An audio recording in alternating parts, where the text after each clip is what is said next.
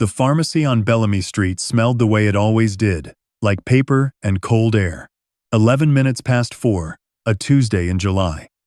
I had my checkbook out and my reading glasses pushed up into my hair, already half turned toward the door. The pharmacist did not hand me the white paper bag. She held it against her chest with both hands, the way you hold something you have decided not to give away yet. She read the label again. Then she turned the bottle so it faced me, and she said, in a voice gone flat and careful, "Mr. Brandt, look at the dose. My name is Hollis Brandt. I am 74 years old. For 41 years I was the official court reporter for Kesterly County, which means I sat below the bench and wrote down every word that anyone said out loud. I have been a widower for 4 years. Before we go further, tell me in the comments what town you are listening from tonight. And if stories like this one are your kind of story, take a second to like and subscribe.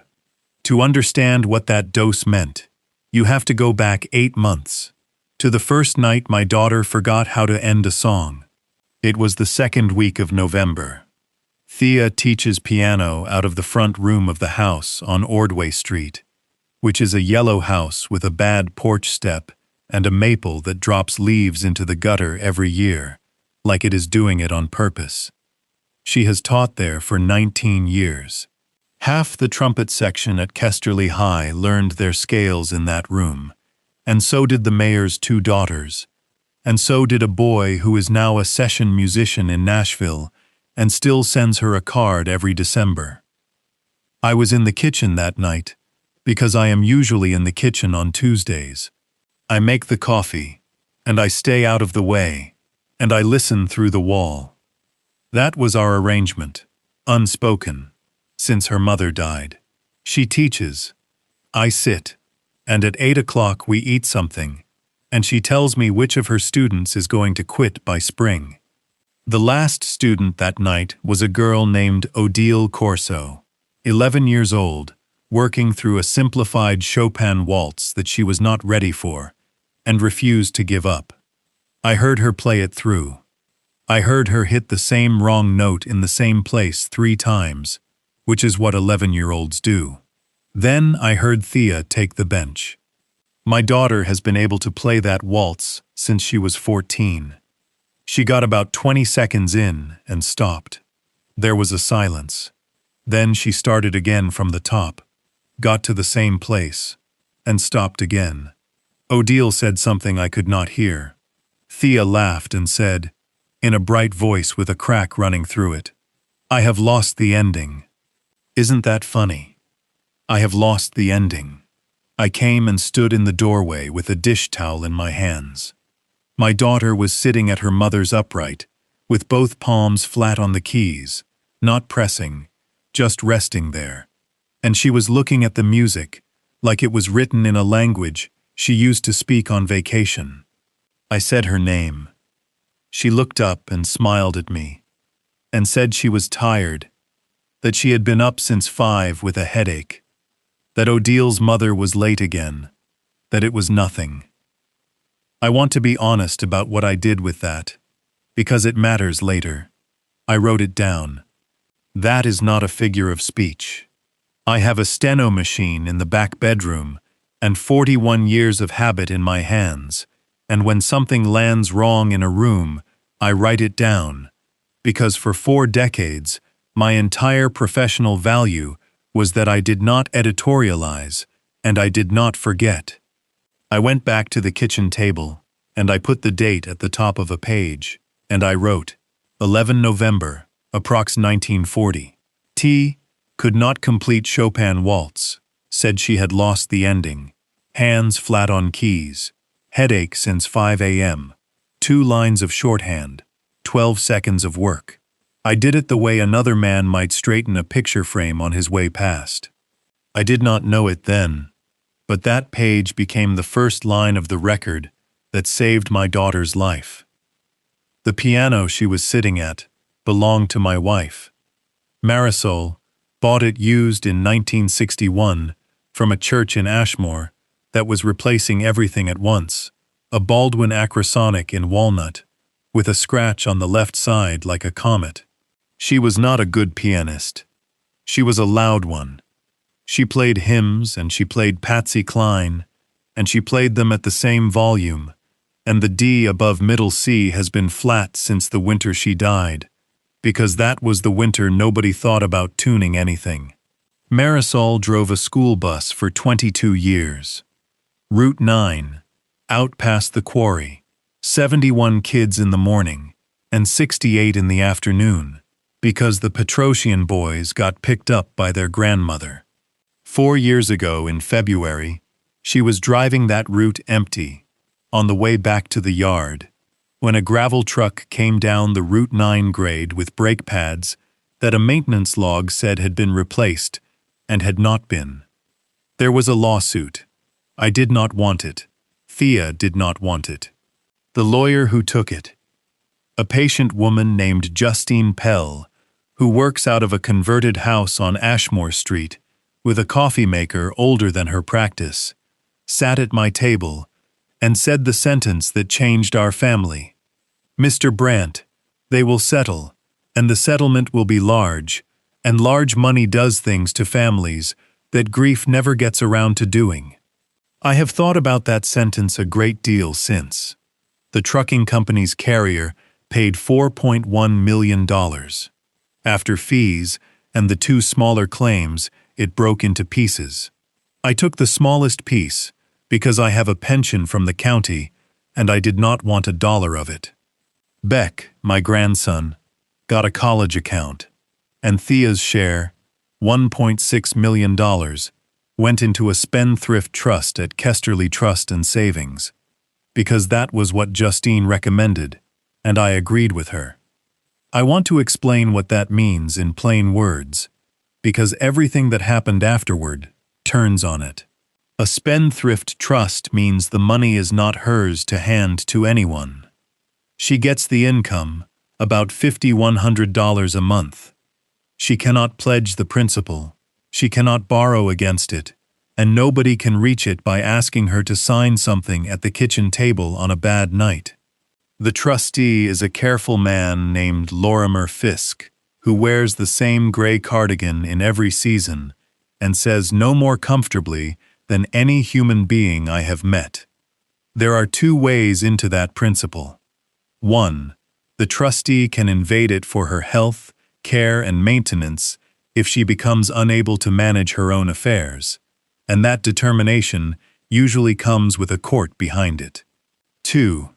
She dies, and it pours into her estate.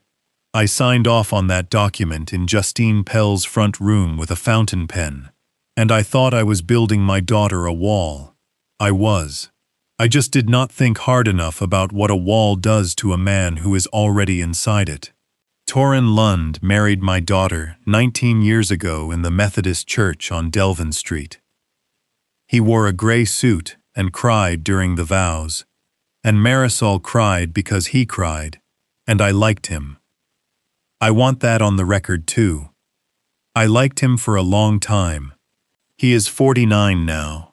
He is a regional manager for Halverson Medical Systems, which leases equipment to hospitals and nursing homes across 4 counties, infusion pumps, imaging carts, beds that cost more than my first house.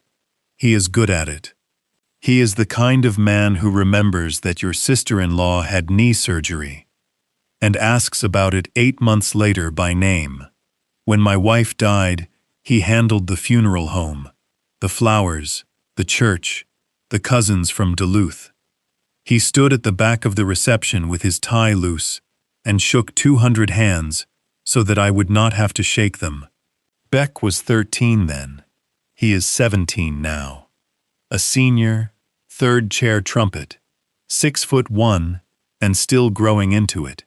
Works Saturdays at Delvin Hardware, cutting keys and pretending he is not proud of how good he is at cutting keys. He calls me Hoss instead of Grandpa. He has, since he was 4 and could not manage Hollis. That was my family in November. A daughter with a piano and 41 students. a son-in-law who remembered everybody's knee surgery, a grandson who cut keys, and me, in the kitchen on Tuesdays, listening through a wall. Between November and July, my daughter came apart in a way that nobody could name. It went in stages, and the stages had explanations, and each explanation was reasonable on its own, which is how these things work. In December, she was tired. Everyone is tired in December. In January, she started losing weight. And Torrin said she had stopped eating bread and it was working. And she laughed and said she had not stopped eating bread and had no idea where it was going. In February, she began canceling students. 2, then 5, then the whole Thursday roster. Bettina Corso, Odile's mother, called me because she could not get an answer at the house, and I heard the thing in her voice that neighbors use when they have decided something about you and are giving you one last chance to correct it. In March, she fell in the driveway. She said she had caught her heel on the ice. There was no ice. It was 51 degrees, and I had driven over on dry pavement. In April, her hands started. Not a shake exactly, a hesitation, a half-second delay between deciding and doing, like a phone call to another country. She would reach for a cup and arrive a beat late. She sat down at her mother's piano on Easter Sunday, played 8 bars of a hymn, and got up without saying anything, and went to the kitchen and ran the water for a long time. In May, she began forgetting conversations. Not big ones, middle-sized ones, where we had lunch, whether I had told her that the Petrosian girl had gotten into Ohio State, and all through it there was a story being told about her, quietly, in doorways, by a man who loved her. I heard the first version of it at Easter, in the kitchen, with the water still running in the other room. Torrin stood next to me, with a dish towel over his shoulder, and said, low, not looking at me, in the voice of a man forcing himself to say a hard thing, "Hollis, has she been drinking?" I said no. He said he did not think so either, and then he said the second half, which is the part that does the work. But she is not telling me everything, and I do not want to be the one who makes it worse by asking. By June, the story had matured. It was not drinking anymore. It was neurological. He used that word with the right amount of reluctance. He had taken her to Ridge Hollow Family Medicine twice. He had a folder. He had a specialist referral he was waiting on. He said the word early, and then stopped himself from finishing the sentence, and looked at me with wet eyes, and I put my hand on his shoulder and thanked him for taking care of my girl. I have transcribed 9 murder trials. I have written down the exact words of men explaining why the blood was not theirs. And I stood in my daughter's kitchen in June and thanked the man who was killing her for how gently he was doing it. That is what I have to live with. I will not soften it for you. Which brings me back to Bellamy Street, and the 4th Tuesday in July, and a woman in a white coat holding a paper bag against her chest. Fenwick Drug has been on the corner of Bellamy and 3rd since before I was born. Old Fenwick's son ran it until he retired in the spring, and the woman who bought it was a pharmacist named Reina Ocampo, 33 years old, from Toledo, who had put a rack of children's books by the blood pressure cuff, and had not yet learned that in this town you do not rearrange things. I was there for my digoxin. I have atrial fibrillation, diagnosed at 66, controlled since. It is a small white tablet, and I have taken one every morning with coffee for 8 years. And in 8 years, I have thought about it exactly as much as I think about my shoelaces. She had the bottle in her hand, and she was not moving. I said something friendly about the weather. She did not answer. She was reading the label, and then reading something on the screen beside her, back and forth, twice, 3 times, and I watched a young woman decide whether to start a fire. Then she came around the end of the counter, which pharmacists do not do, and she stood in front of me and turned the bottle so I could see it, and she put one finger under the line of print and said, "Mr. Brandt, look at the dose." I put my glasses down onto my nose. Digoxin, 0.5 milligrams, 1 tablet daily. Quantity 90. I said, "That is wrong." She said, "I know." I said, "Mine is a quarter of that. 0.125. It has been 0.125 for 8 years. Reina Ocampo said, quiet and even, in the voice of a person who has already checked and rechecked and is now simply delivering. It has not been. Not since November. She turned the screen toward me. Pharmacists are not supposed to do that either, strictly speaking. But it was my own record, and I was standing in front of her, with my mouth open, so she did it. I read my life in a column. Digoxin 0.125 milligrams, 30-day supply, refilled the 4th of every month, going back years. Then, on the 9th of November, a change order, 0.25 milligrams, same drug, double the strength, same instruction, 1 tablet daily. The 18th of January, 0.375. The 2nd of April, 0.5. And the quantity had climbed with it. 30 tablets a month for years, and then 60 in November, and 90 in April, with a note in the file that the prescriber had authorized a 90-day supply for patient convenience. I stood there in the aisle, between the reading glasses and the heating pads, and did the arithmetic out loud, because that is what I do. I put things on the record. 8 months. 462 tablets more than I have swallowed, Reina said, softly, watching my face. Mr. Brandt, how do you feel? Have you had nausea? Any vision changes? Has your heart been slow? I said I felt the way a 74-year-old man feels. I said I mow my own grass, and I have not been sick since the flu 2 Christmases ago. She said, and I could hear her being careful with me. The way you are careful with somebody standing near an edge, at that dose, for 8 months, at your age and your kidney function, you would not be standing here telling me about your grass. We looked at each other. I said, then where are they going? She did not answer that. She could not. She reached back and picked up the bottle again, and she said the sentence that started everything. I am not filling this. I will not fill it. And I am going to print you every fill on this profile since last October, because you are entitled to your own records, and I think you need to be holding them in your hand today, and not next week. The printer behind the counter ran for a long time. It is a cheap printer. It sounded like an insect. I want to tell you what I did next, and I want to be honest that it was the wrong thing. Or at least the small thing, because I had just been handed the first page of a crime, and my hands did what 41 years told them to do. I went out to my truck, and I sat there, with the engine off and the windows down in the July heat, and I took my pocket pad out of the glove box, and I wrote down the conversation. Verbatim. Her words, my words, the pauses, time-stamped. 1552 through 1621 hours.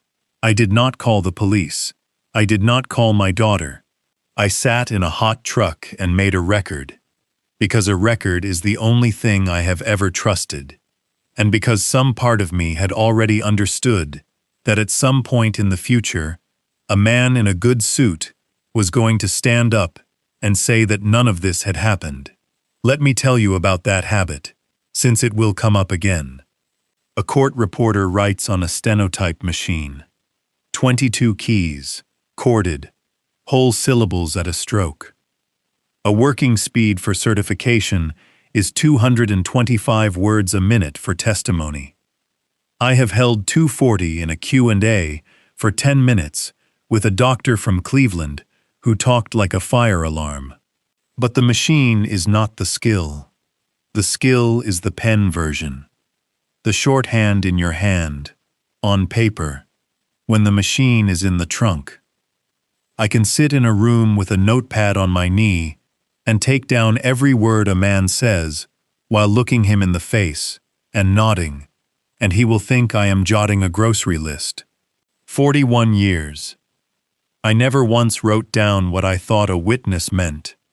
I wrote what he said. There is a difference, and the difference is the whole trade. That night, I sat at my kitchen table with the pharmacy printout in front of me and 11 pill bottles from my medicine cabinet lined up like a jury. Here is the first thing that made no sense. My bottles were right. Every one of them. The digoxin bottle on my windowsill said 0.125 milligrams, 30 tablets, and there were 11 tablets in it, which is what there should have been on the 22nd of July. I counted them twice onto a paper towel. I put one on my tongue to be sure of the taste, which was foolish, and spat it out, which was more foolish. They were mine. They were the right ones. Nobody had swapped anything in my house. So the label at the pharmacy said one thing, and the bottle in my window said another, and both of them had my name on them. I sat with that until the coffee went cold. If a man wants to poison you with your own heart medicine, the way he does it is obvious. He puts the strong pills where the weak pills were, and you take them yourself every morning at 7, and you thank him for picking up your refills. That is the whole trick. It requires nothing clever. But that was not what was happening. Somebody had gone to a great deal of trouble to have 462 extra tablets dispensed under my name and my insurance and my prescriber, and then had made sure that not one of those tablets came near my mouth. I wrote that on a page in shorthand, and then I wrote it again in longhand because I wanted to see it in a form a stranger could read. Where are the pills? Then I turned the page and I wrote a question that I got wrong, and I want you to see me get it wrong because I got it wrong for 11 weeks. I wrote, who benefits if Hollis Brandt dies or is found incompetent? Everything I did for the next 11 weeks came out of that question. It is a good question. It is the question the law asks. It is the first question I ever heard a lawyer ask out loud in a courtroom, and it has been proven right about 1,000 times. It was the wrong question, and my daughter paid for the difference. Wednesday morning, I called my cardiologist's office. Dr. Ines Karsh has managed my heart since '66. She is small and brisk, and she once told me that if I brought her another printout from the internet, she would bill me for reading it. Her practice is at Kesterly Cardiology on Marsh Street, 3rd floor, and her nurse is a woman named Petra, who has never in 9 years let a call go past the second ring. I told Petra I needed to verify a dose change. She read my chart back to me. Digoxin 0.125 milligrams daily, last reviewed at my annual in September, no changes. I said, there is a pharmacy on Bellamy Street with a file that says you people quadrupled it in stages starting in November. There was a silence that had a different quality than the one at the pharmacy. This one had liability in it. Dr. Karsh called me back at 11:40. She did not open with hello.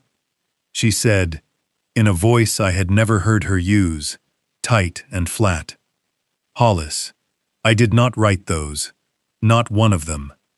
There is no note, no visit, no phone encounter, no lab that would justify it.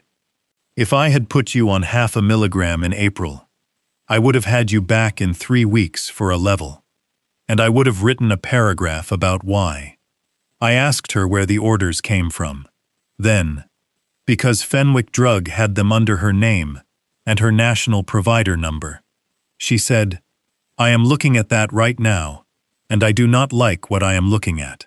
Here is what she found, and she read it to me slowly enough that I could take it down. The dose changes did not come in as phone calls or faxes. They came in electronically, from inside the network, through the shared prescribing system that links the clinics in this county to the pharmacies. Each one was entered under her login credential and transmitted with her prescriber number attached. The November entry was made on a Sunday at 6:41 in the morning. The January entry was made on the 18th at 7:04 in the evening. The April entry, the one that took it to 0.5 milligram, was entered on the 2nd of April at 6:52 in the morning. And Dr. Karsh remembered the 2nd of April, because on the 2nd of April, she was on a boat off the coast of Portugal with her sister, on the only vacation she had taken in 6 years, in a place where her phone did not work, and she had not opened a laptop in 9 days. She said, "Someone has my credentials." I asked her the question I ask when a witness gives me an opening. I said, "Who has your credentials, doctor?" And she said, "The people who use them for me." She explained it, and I wrote it down. A cardiologist in a 4-county area does not sit at a keyboard entering every refill. Renewals get queued by staff, at the primary care offices, as often as at hers, under protocols. Medical assistants, nurses, front desk people with prescribing queue access. It is not supposed to be one person's password floating loose in a building. It is supposed to be individual credentials and audit trails. She said, "Our audit trail says it was me," which means it was somebody using me. Then she said something that I have thought about 100 times since, because it was the exact center of the thing and neither of us could see it yet. She said, "Hollis, the strange part is not that someone got in. The strange part is that whoever did this made the changes small. Twice the dose, then 3 times, then 4. If you wanted to kill an old man with digoxin, you would not spend 5 months walking him up a staircase. You would push him down one. Unless," she said, and then she stopped. I said, "Unless what?" She said, "Unless the point was never the dose at all. The point was the count." I got off that phone, and I sat down on the arm of my own couch, which is not a thing I do. The point was the count. Somebody wanted volume. Somebody wanted a growing river of small white tablets coming legally out of a pharmacy every month under an old man's name, on an old man's insurance, signed for by whoever picked them up. Which meant the next question was not medical. It was clerical. And clerical is my country. Who picked them up? Thursday morning I was at Fenwick Drug when Reina Ocampo unlocked the door. She had coffee going in the back, and she had already pulled what I came for, which told me she had not slept much either. Every pharmacy keeps a signature record. People think it is only for the strong stuff, the controlled substances.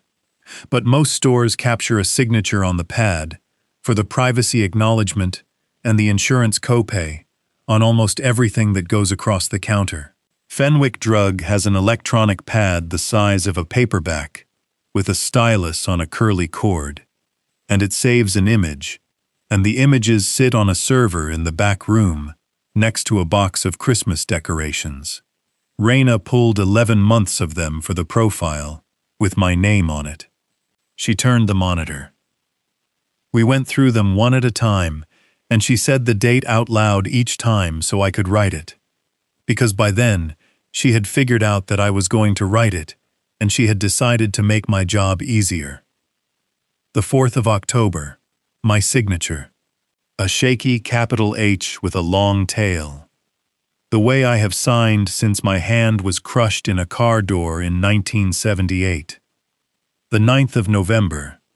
Not my signature. A tight forward-leaning scrawl with a hard downstroke. The 2nd of December. The same scrawl. January, February, March. The same. The 2nd of April, when it went to 0.5 milligram and 90 tablets. The same scrawl again.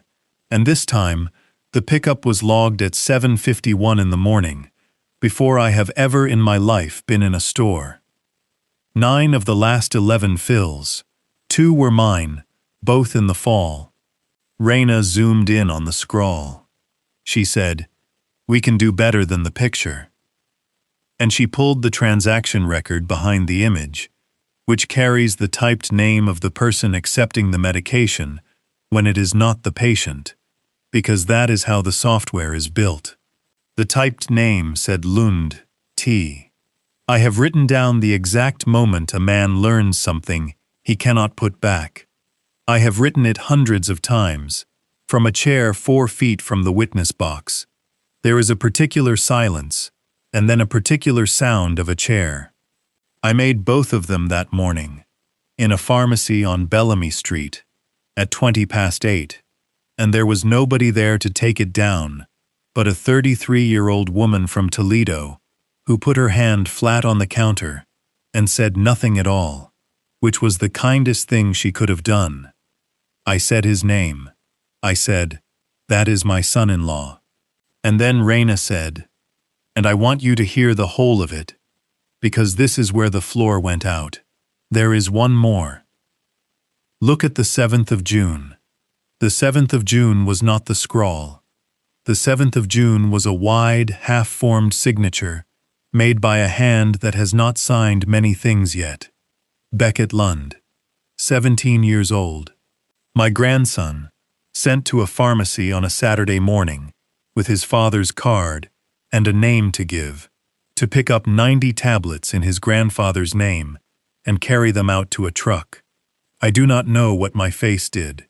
Raina moved the wastebasket a few inches toward me with her foot, which I noticed and did not need. I said, "He does not know what he carried." She said, "No, he does not." I drove out to the house on Quarry Road, and I sat on my own porch until the sun went behind the tree line. Here is what I believed at that point, and I believed it hard, and I want you to see the reasoning, because the reasoning was sound. That is what makes it dangerous. Torren Lund had been diverting 462 doses of a heart medication out of a pharmacy under my name, over 8 months, with escalating quantities, using stolen prescriber credentials. He had done it with patience and with paperwork. He had not touched my bottles. My blood, when Dr. Karsh drew it that Friday, came back at 0.9 of a nanogram per milliliter, which is a boring, healthy, unremarkable number. Nobody was poisoning me. So he was building something, a stockpile, in a house, in a drawer, with my name printed on every label. And the only reason a man builds that is to use it in one event. I have transcribed enough of these to know the shapes. Either an old man is found in his kitchen, having taken too much of his own medicine, in which case the labels say he did it himself, and the pharmacy file says he had been on a rising dose all year, and the story writes itself. Or the old man does not die but becomes confused, and there is a hospitalization, and a physician's declaration, and a hearing, and a nice young judge appoints somebody responsible to manage the affairs of a 74-year-old widower who lives alone out on Quarry Road with 60 acres and a gravel lease. That lease is not glamorous. Kesterly Aggregate pays me $2,900 a month to take stone off the back 40, and has for 11 years, and the house and land together would fetch $400,000 in a good spring. I am not a rich man, but I have been in probate court on both sides of the bench, and I can tell you that $400,000 and a monthly check has motivated more family destruction in this county than any million ever has. So I built my case around me. Every hour I spent for the next 11 weeks, I spent guarding an old man on a porch. My daughter was in a yellow house on Ordway Street, 4 miles away, with her hands going wrong, and I filed that under grief and stress and neurology and the word early that a good son-in-law could not bring himself to finish. I am going to keep telling you this until it stops being comfortable, because it is the true center of the story. I looked directly at it for 11 weeks, and I did not see it. The first Saturday in August, Torin came out to the house with groceries. He does that.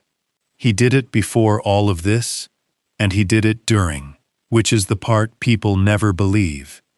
He came up the porch steps with 2 paper bags and a gallon of milk hooked on one finger, and he said, in the easy voice of a man who has decided to be a good son-in-law out loud, "Hollis, that step is going to kill you before your heart does." I said I would get to it. He put the groceries away in my kitchen, in the right cupboards, because he knows my kitchen.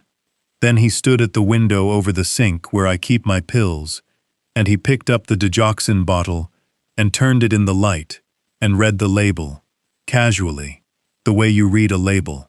He said, "You keeping these straight?" I said, "1 a day with coffee, same as 8 years. He shook the bottle a little and set it down, and he said, "Easy and warm. You know they make those weekly boxes with the little doors, Sunday through Saturday. Thea has one. I could pick you up one and load it every Sunday when I come out. Take the thinking out of it." I said, in the flattest voice I own, that the thinking was the only exercise I get. He laughed. He has a good laugh. He laughed and he said, "All right, old man," and he took a beer out of my refrigerator and went and sat on the porch. I stayed at the sink and put both hands on the counter and looked out at the maple, and I counted to 12. Then I went out and sat down beside him, and I put my little pocket pad on my knee, and while he talked about his quarterly numbers and the compliance training his company had run in July, I wrote down every word he said, in shorthand, while looking at his face and nodding. He never once looked at the pad. Nobody does. A man of 74, with a notebook on his knee, is doing a crossword, or a grocery list, or the thing old men do with numbers. That is the single most useful fact of my adult life. That afternoon, transcribed, runs 11 pages. 9 of those pages are nothing, the quarterly numbers, a dog he wants to buy.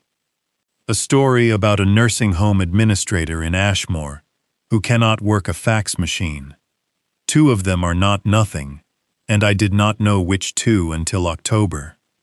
He said, at 4:11 in the afternoon, with a beer sweating on the arm of my wife's porch chair, "The trouble with Thea's money is that it is not money. It is a lecture with a bank account attached." And at 4:36, when I asked how she was doing, he said, "She is worse, Hollis." And then he said, after a pause, I marked in the notes, because the pause was 6 seconds long, "I think we are going to have to make some decisions about her, and I do not want to make them alone." I wrote that down. I underlined nothing, because I do not underline.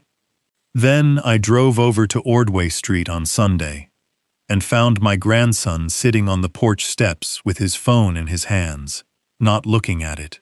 Beck said, without any preamble, in the voice of a boy who has been holding something all week and has decided the porch step is where he puts it down, "Hoss, Mom fell asleep at the kitchen table at 4 in the afternoon, sitting up, with a cup in her hand. I had to take it out of her fingers. I sat down on the step beside him, which took me longer than it used to. He said his father had told him she was drinking. He said it the way boys say a thing they have decided not to believe, but cannot get rid of. And then he told me that he had looked. He had gone through the recycling, the garage, the trunk of her car, the back of the linen closet, on 3 separate nights, with a flashlight, like a thief in his own house. He said, "There is nothing. There is not one bottle. There is not one can."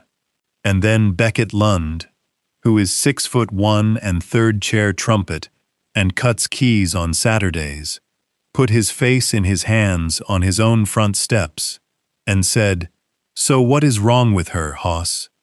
I told him I did not know. That was true.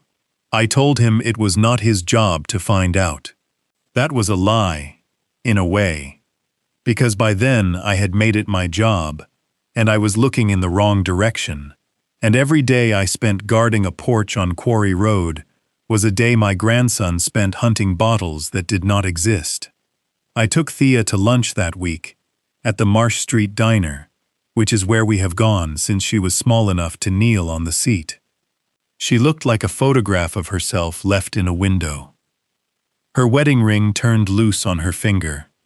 She ordered the eggs and ate a third of them and pushed the rest around into a shape. She was clear that day. That is the thing nobody tells you about what was happening to her. She was not gone. She came and went. She would be dull and slow for 4 days, and then she would be entirely herself for an afternoon, sharp and funny, and you would decide the 4 days had been nothing, and then it would start again. She told me she had stopped taking new students. She told me she had refunded the Corso girls' summer block, and Bettina had been decent about it. She told me she had tried to play the Chopin again in June, and had gotten to the same place and stopped, and had sat there and cried for a while, and then gone and cleaned the oven. I asked her what the doctor said. She said, "They are ordering things. There is a scan in September. Torin handles it. He keeps the folder. He has all the dates." I asked her if she was taking anything, and here it is. Here is the sentence I heard in August, and did not hear until September. She said, "Just the vitamins Torin gets me. The compounded ones, for the fatigue, from the place online. And the shakes in the morning. The chocolate ones, because I cannot keep breakfast down." I said, "Huh." I said, "Are they helping?" She said, "Honestly, Dad, I think they make me worse. But he goes to the trouble." I wrote it down that night. Verbatim, in shorthand, dated, the way I write everything, page 31, of a pocket pad, 6 lines, compounded vitamins, from an online place, plain bottle, chocolate shakes, says they make her worse. 6 lines that were the entire answer, sitting on a table in my kitchen for 8 weeks, while I put storm window locks on my own bedroom. I want to talk now about the worst thing I did. In the 3rd week of August, I went to Ridge Hollow Family Medicine, which is the practice where Torin had been taking Thea, and which sits in a low brick building on Ridge Hollow Road with a parking lot that floods. My reasoning was clerical, and it was correct. Dr. Karsh's credentials had been used to push orders into a shared network. The orders had been transmitted at strange hours.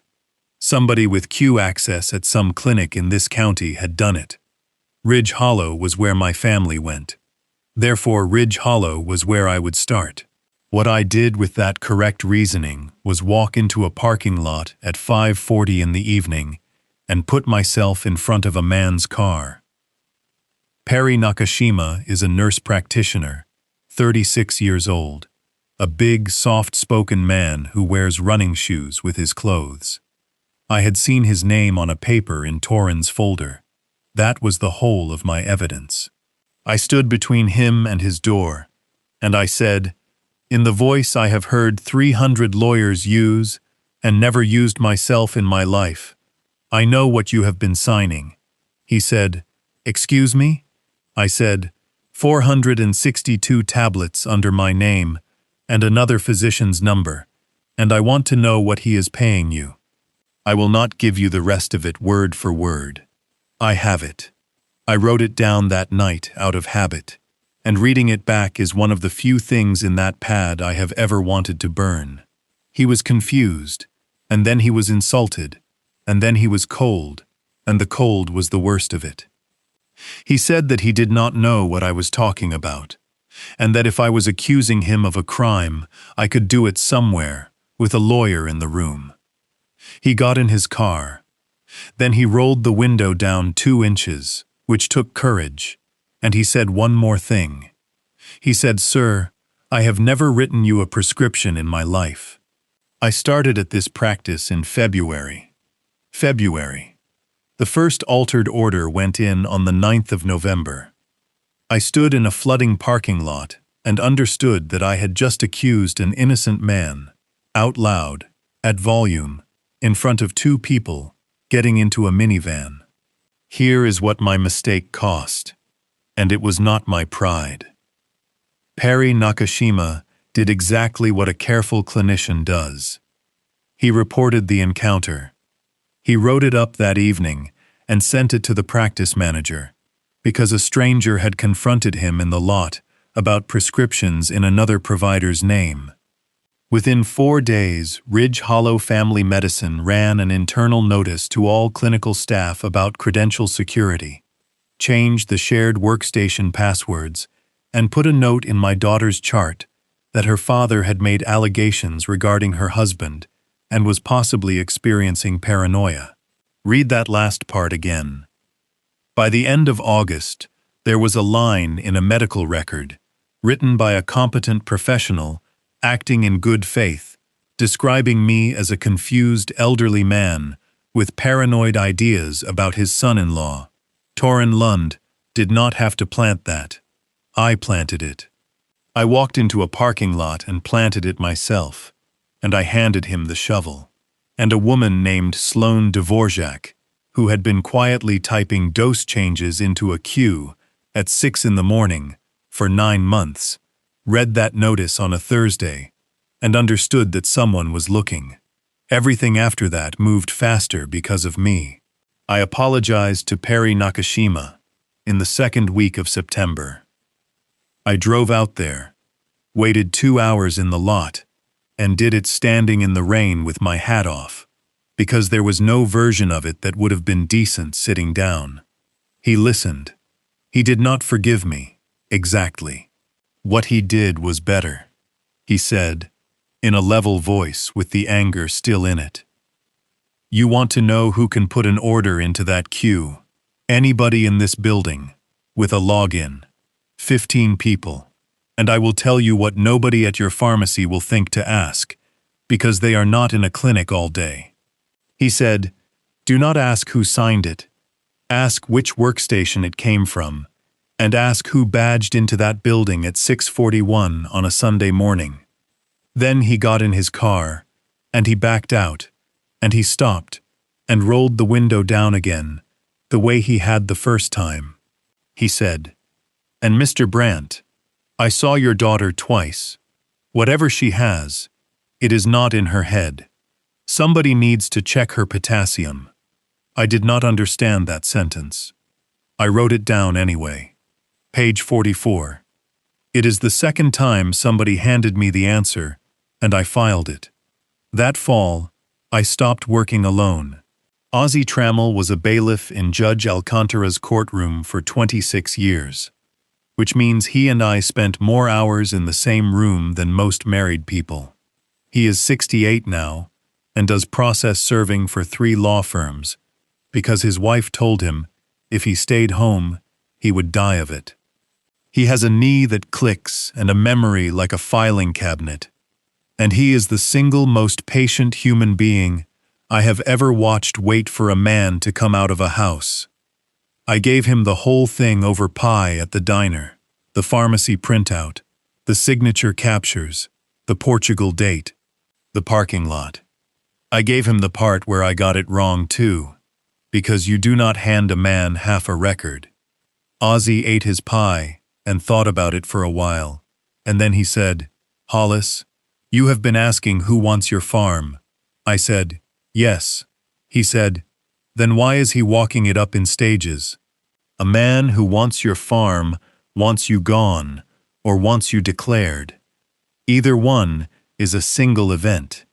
You do not spend 9 months building a river for a single event. You build a river when you need a river running."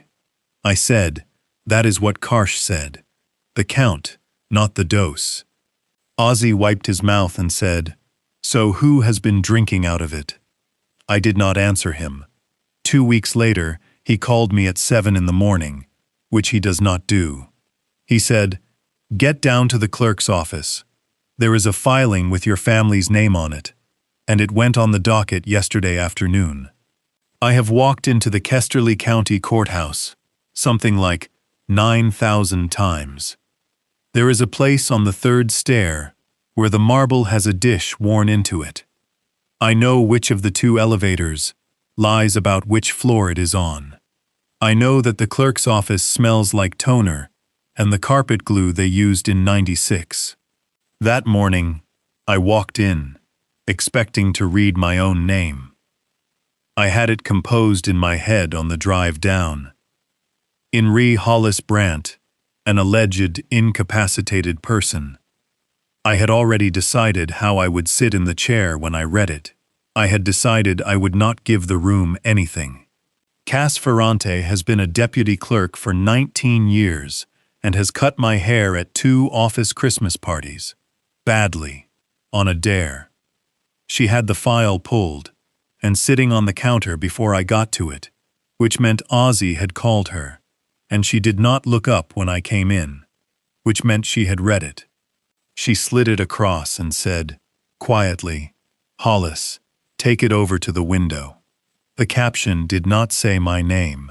In the matter of Thea Marisol Lund, an alleged incapacitated person, petition for appointment of guardian of the person and conservator of the estate, petitioner, Torrin James Lund, spouse. I put both hands flat on the counter, on either side of the folder, and I looked out the window at the parking meters on Court Street, for what Cass later told me was close to a full minute. 41 years I sat under that bench and watched people read documents about their own lives. I always thought I understood what I was seeing. I did not. There is a physical thing that happens. The paper gets further away. I read the whole petition standing up. It said that Thea Marisol Lund, age 46, was suffering from a progressive cognitive and neurological impairment of undetermined origin. It said she had become unable to manage her personal care and her financial affairs. It said she had ceased her employment. It said she had experienced falls, episodes of disorientation, and at least one incident of leaving a stove burner lit, which I had never heard of in my life. It said the onset was in approximately the 2nd week of November of the previous year. I had page 1 of my own pad in a drawer at home. 11 November. T could not complete Chopin Waltz, said she had lost the ending. He and I had picked the same week. He had it, because he had started it. I had it, because I had written down the first hour of it happening in front of me.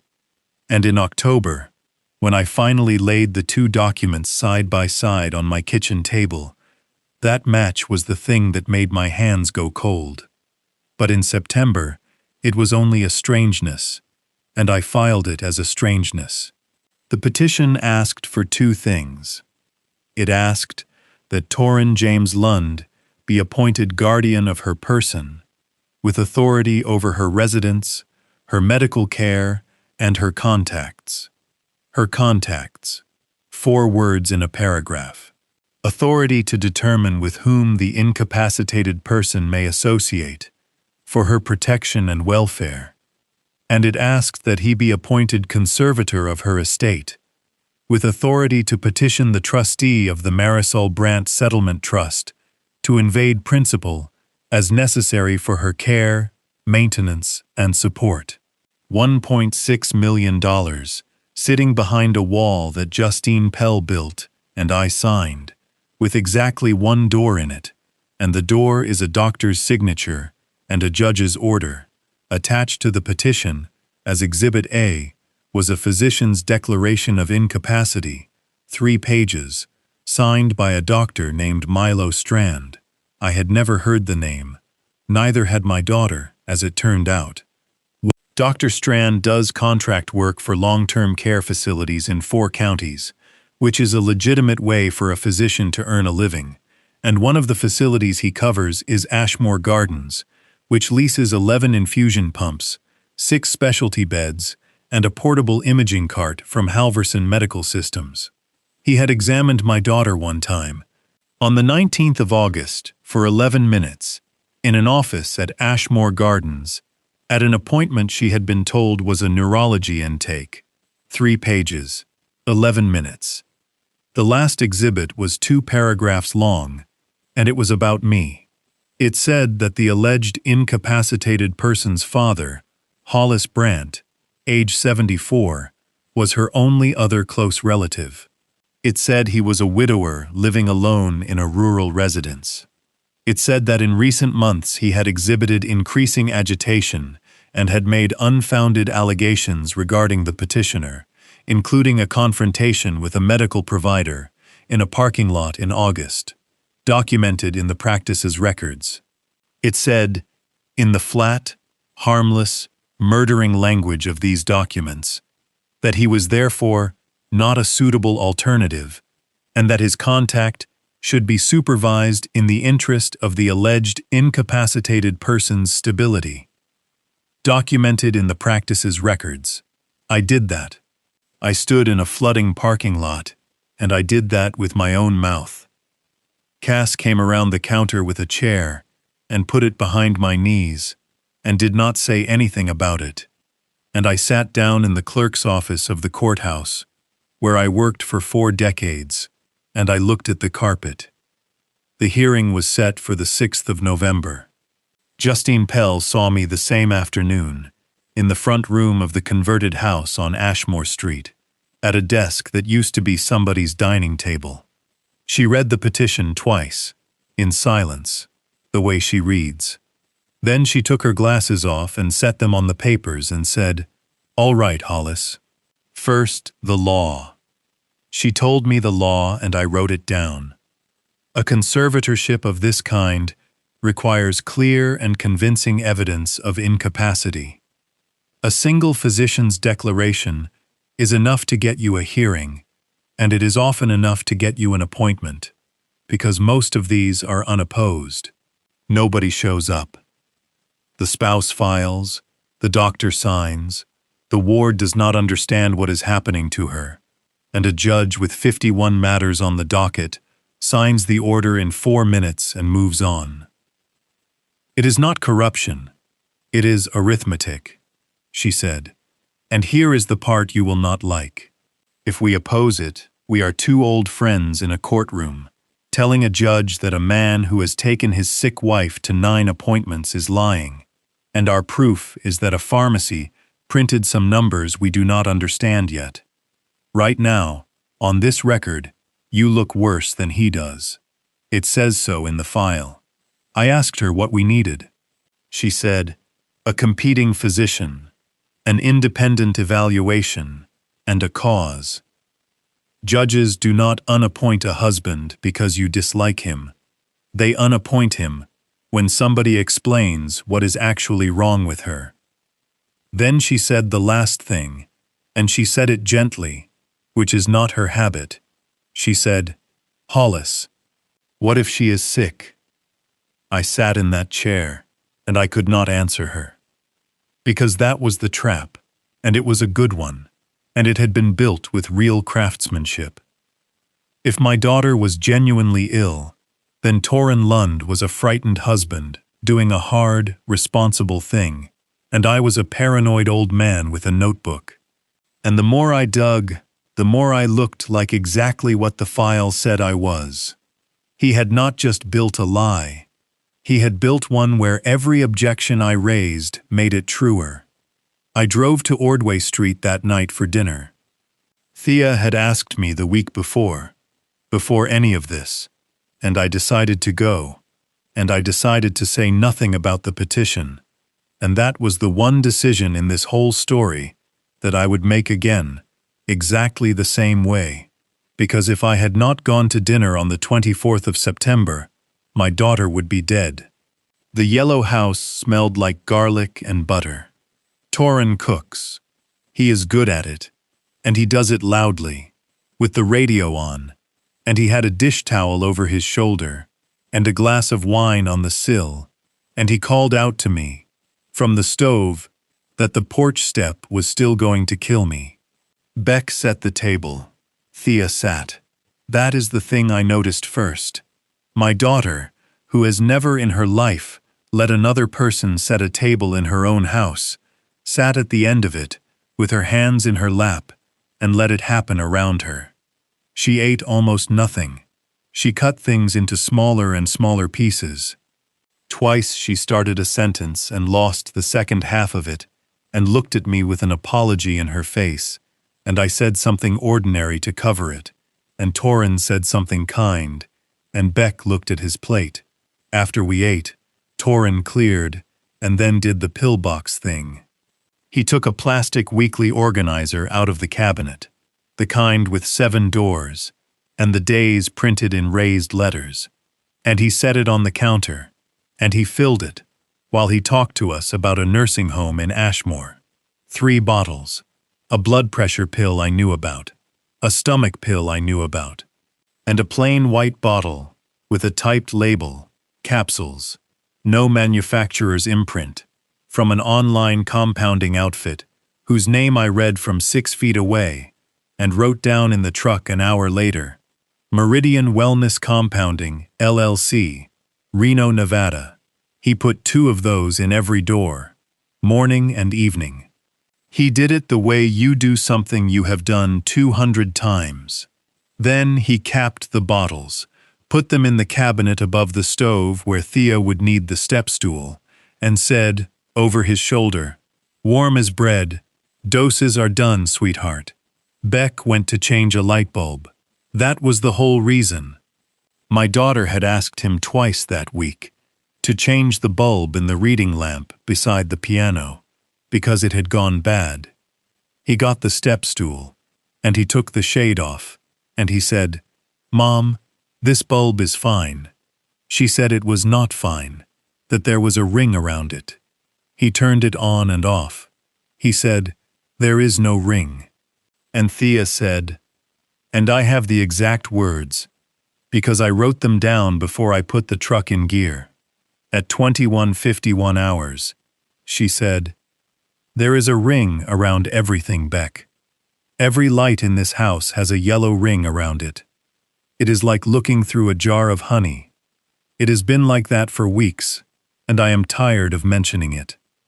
The room went quiet in the way a room does when a family has run out of ways to make something ordinary. Torin dried his hands and came in and put his palm on the back of her neck and said, gently, with real grief in his voice, and I want you to understand that the grief in his voice was excellent. Okay, that is new. We will tell Dr. Strand. I said nothing. I was standing by the piano with my hand on the closed fallboard. At the door I hugged my daughter goodbye, and I did what I have done since my own diagnosis, at 66, without thinking about it, the way you check a stair rail. I put 2 fingers on the inside of her wrist while I held her, and I counted against the clock on the microwave. 48 beats a minute. My daughter is 46 years old, and her resting heart rate had always sat in the 70s, because she was a woman who carried a laundry basket up a flight of stairs 8 times a day for 19 years. 48. I drove home on Route 9 past the place where the gravel truck came down the grade, which I do not usually do, and I sat in my kitchen with the light off. I did not put it together that night.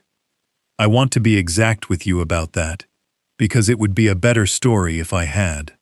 I sat there with a pad in front of me, and a slow pulse, and a yellow ring in my ears, and I did not put it together. Because the thing standing between me and the answer was a wall I had built myself. Nobody is poisoning Hollis Brandt. My blood level is 9/10 of a nanogram. I am fine. Therefore, the pills are a stockpile. Therefore, this is about me.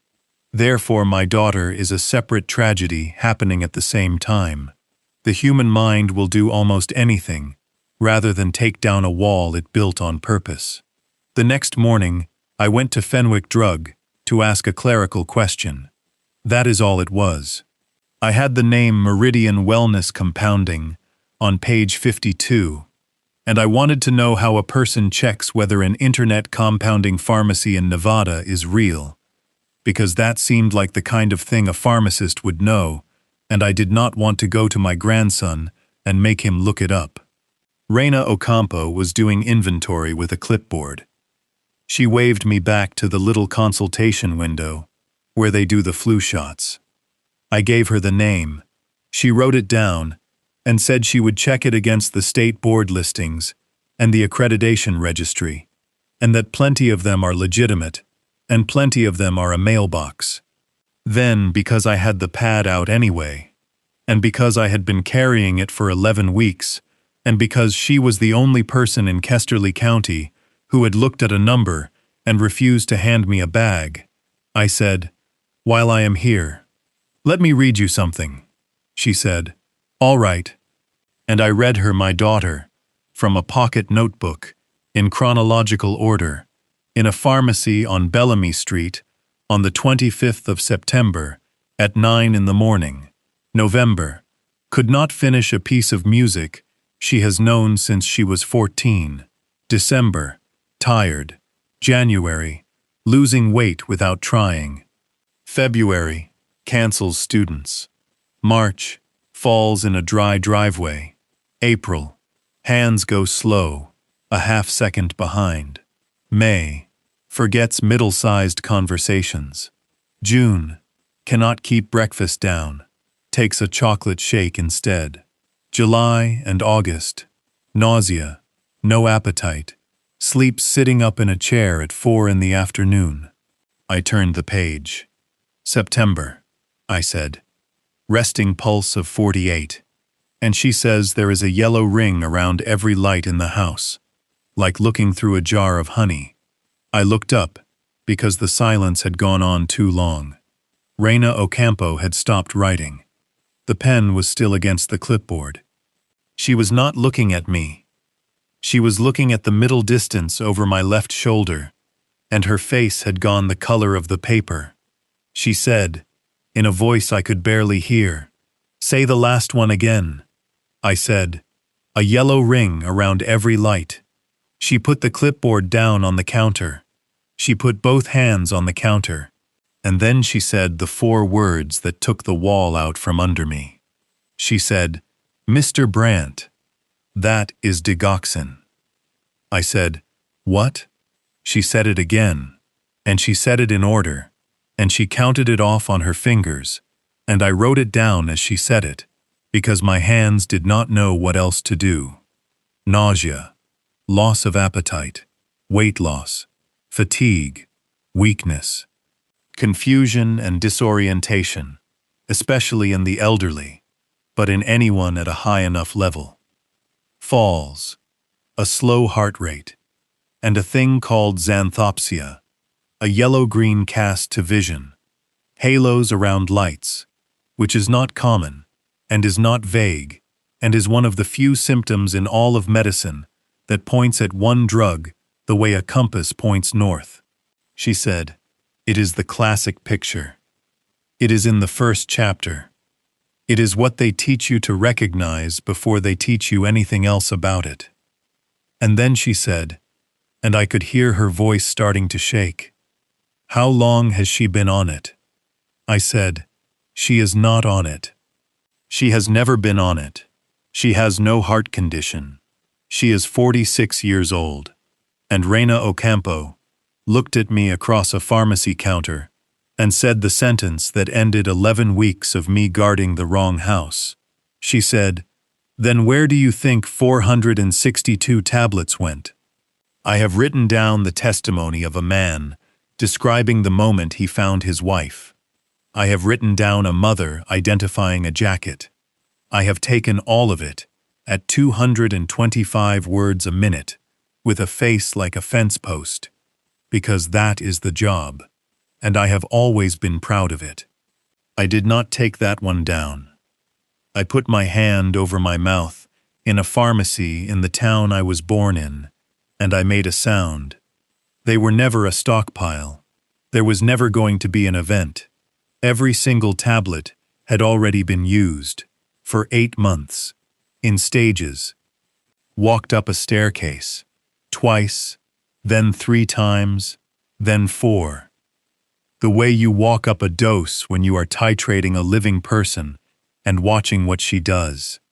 Not to kill an old man, to sicken a healthy woman slowly enough that everyone who loved her would believe they were watching a disease. And the delivery was sitting in a cabinet above her stove, in a plain white bottle, with a typed label, in capsules with no imprint, because a capsule can hold anything, and because a crushed tablet is bitter, and because a woman who cannot keep breakfast down drinks a chocolate shake every morning that a good husband makes for her in the kitchen with the radio on. He had not stolen my prescription to hurt me. He had used my name as a faucet. My insurance paid for it. My prescriber's number authorized it. My signature line at the bottom of the pharmacy record made it ordinary. For 8 months, every 3rd or 4th Saturday, the poison that was killing my daughter walked out of a store on Bellamy Street in a white paper bag with Hollis Brandt printed on the front in 12-point type, and once, on the 7th of June, it walked out in the hands of her son. Raina came around the counter and got me into the chair by the blood pressure machine and put a paper cup of water in front of me. She stood there with her arms folded across herself, and she was crying, and she was furious about crying. She said, "We have to call somebody right now." I said, "No." She said, "Mr. Brandt." I said, "No. Listen to me. There is a petition on file at the courthouse that says my daughter is losing her mind, and that I am a paranoid old man who accosts medical staff in parking lots. It is signed by a doctor. If I walk into a police station this morning and say my son-in-law is poisoning my daughter with my heart pills, do you know what happens?" She said, "What?" I said, "A very tired detective writes down that a 74-year-old widower who is currently a named party in a competency case has an elaborate theory about his family, and it goes in a drawer, and it goes in the file, and it goes into the hearing on the 6th of November as Exhibit C." Raina Ocampo wiped her face with the back of her wrist and said, "Then what do we do?" I said, "We do it the way I have done everything for 41 years. We build a record so complete that nobody has to believe me." And then I said the part that turned out to be the most dangerous sentence I have ever said out loud. I said, "And we do it before the 6th of November, because she does not have to survive 1 day longer than the hearing. We had 6 weeks. I made a list that night on a legal pad, in longhand, because I wanted to be able to hand it to a stranger. 4 items. I have it still. The handwriting on it is not good. 1. Prove what is in the capsules. 2. Prove who put the orders into the system. 3. Prove why. 4. Get a doctor who has never heard of any of us to put a needle in my daughter's arm." Number 4 was the one that would end it, and number 4 was the one I could not get, because a woman who is not under a guardianship still has the right to refuse a blood draw, and a woman who is being told by the person she trusts most that the tests are already scheduled with Dr. Strand does not go running to a second opinion. Every time I got near it, I ran into the same wall. To get her tested, I had to tell her, and the moment I told her, She would tell him, because she loved him, and because for 19 years he had been the person she checked things with. So I started with number 1. On the 1st of October, I drove out to Ordway Street on a Wednesday morning, which was not my day, with a story about a leak under the kitchen sink that I had heard about from Beck. Torin was there. He is a regional manager, and he works from a laptop half the week, which was one more thing I had never thought about until it mattered. I got under the sink. I ran the water. I said the trap was weeping at the slip nut, and I would need a wrench out of my truck. He said he had one in his, and went out to get it, because he is a helpful man, and because it takes 90 seconds to get to the driveway and back. I got the step stool, opened the cabinet above the stove, took the plain white bottle down, shook 2 capsules into an envelope out of my shirt pocket, put the bottle back with the label facing the same direction it had been facing, and was on my knees under the sink, with my hand on the slip nut, when the screen door came open. 90 seconds is a long time. I have written down a lot of testimony about 90 seconds. I want to be honest about something else. When I stood up, my daughter was in the doorway watching me. She had a cardigan on over a nightgown at 11 in the morning. She said, "Dad, what are you doing?" And I said, "Fixing your sink, honey." She looked at me for a second longer than that answer deserved. Then she said, "Okay," and went and sat down at the piano and did not play it. I have thought about that second a great deal. I think part of her knew something was happening around her. I think she had been sitting in the middle of it for 11 months, feeling the shape of it with her hands, the way you feel for a wall in the dark. I think that is why she said, in August, that she thought the vitamins made her worse. Nobody had asked her the right question in a year. Everybody had been asking her how she felt. Reina Ocampo did not send those capsules to a friend of a friend. She did it right, because doing it right was the whole point, and because she had already decided that if this cost her the store, it cost her the store. She called a toxicology lab called Sable Ridge Analytical, outside of Columbus.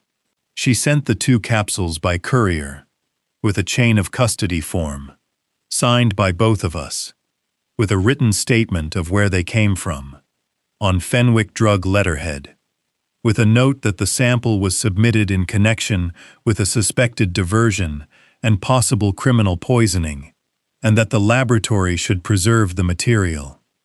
That last sentence was Justine Pell's.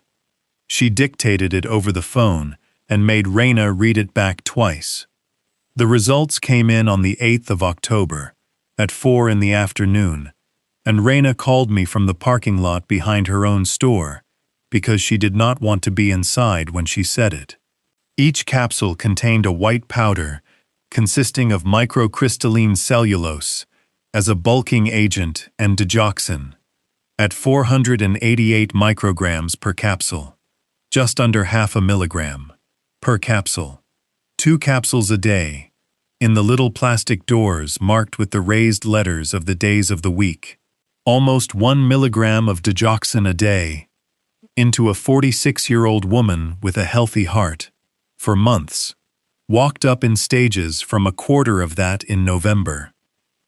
Reina said, on the phone, in a voice with no air in it, "Mr. Brandt, at that level, sustained, she is not going to have a slow decline.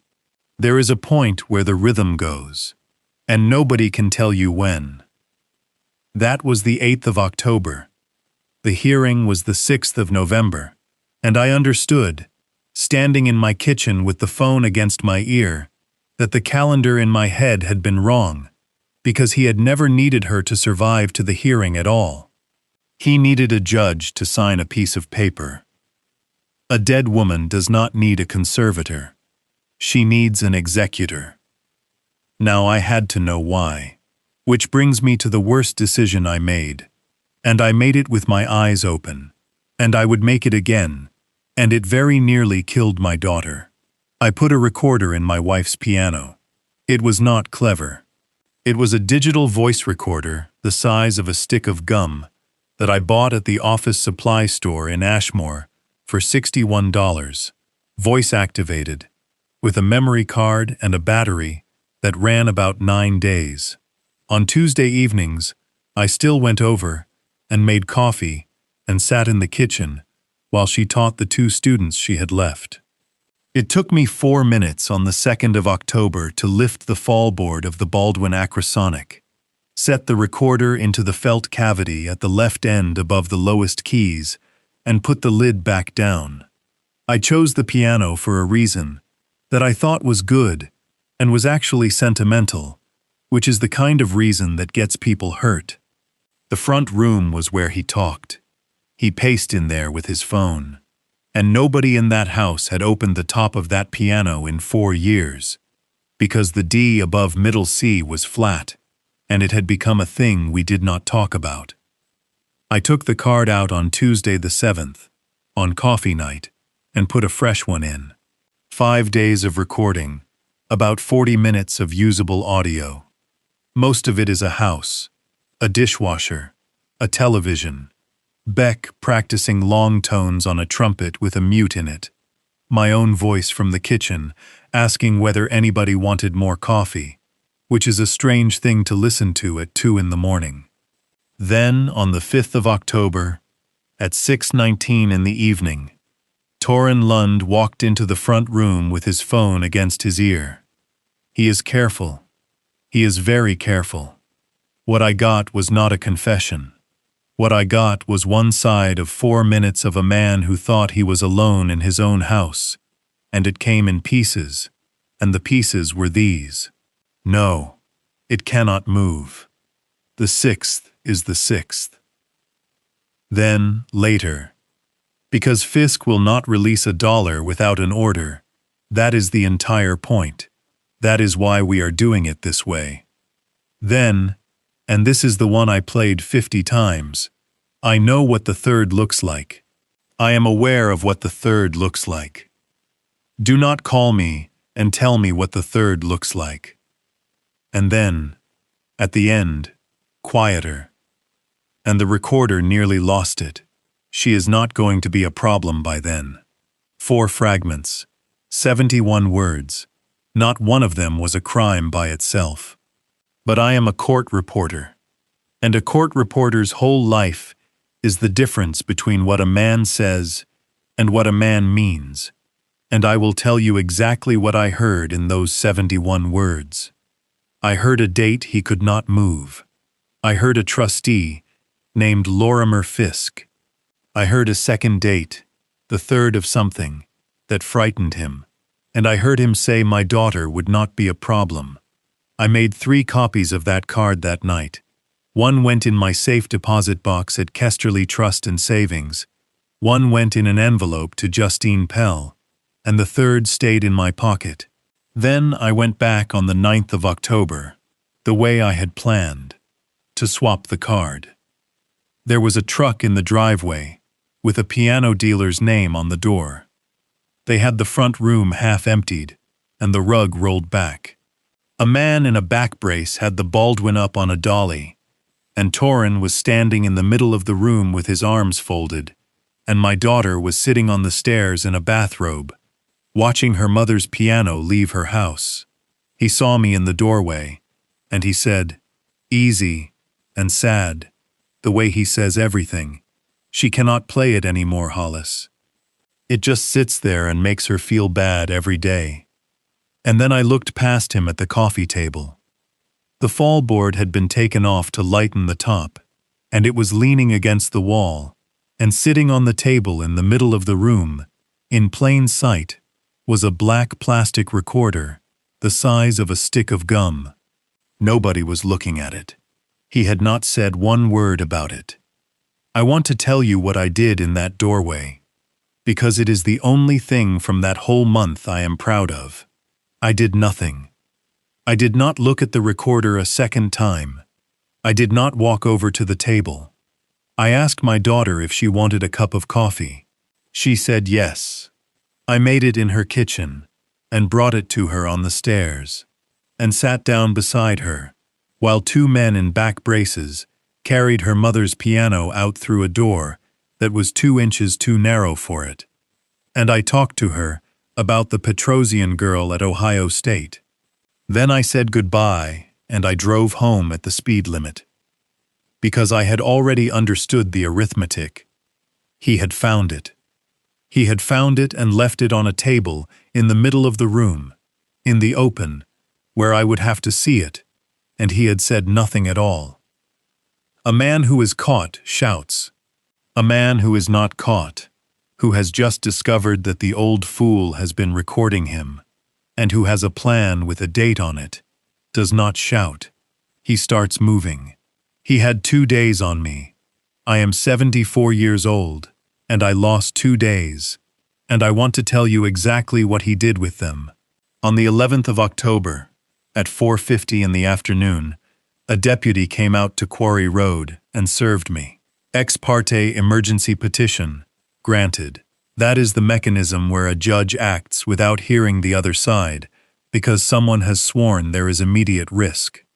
It exists for good reasons, and it is used for good reasons most of the time. And once in a while, a competent man with a clean shirt and a doctor's letter uses it to do something that would take 3 months to do honestly. The order did 3 things. It appointed Torrin James Lund temporary emergency guardian of the person of Thea Marisol Lund, effective immediately, pending the hearing on the 6th of November. It authorized her placement at a residential facility for evaluation and stabilization. She had been transferred that morning to Cedar Reach Rehabilitation and Care in Ashmore County, 31 miles away, in a building I had driven past 100 times without noticing. And it restricted contact by Hollis Brandt, father, pending further order of the court, based on the sworn affidavit of the petitioner.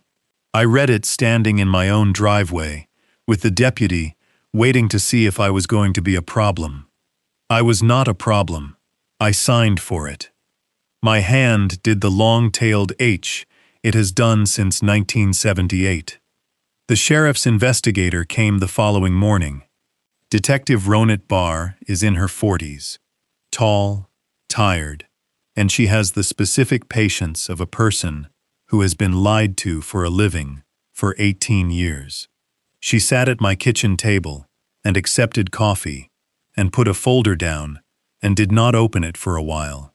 She said, "Mr. Brandt, I need to talk to you about your daughter's medication." And then she said the thing that I had seen coming for 2 days and had still not managed to prepare for. She said, "We have a report that you have been giving her yours. Let me lay out what was on that table, from her side of it, because you have been walking with me for 2 hours, and it is easy to forget what this looked like to a stranger with a caseload." There was a pharmacy record showing that Hollis Brandt had been dispensed digoxin at 4 times his documented dose for 8 months, 462 tablets, beyond any medical justification, all under his name, all on his insurance, all against his profile. There was a note in a clinic chart, written by a nurse practitioner in August, describing Hollis Brandt as agitated and making unfounded allegations against his son-in-law in a parking lot. There was a signed physician's declaration that Thea Lund was cognitively impaired. There was a recording device, recovered from inside a piano in her home, which Hollis Brandt had placed there, and which he did not deny placing there.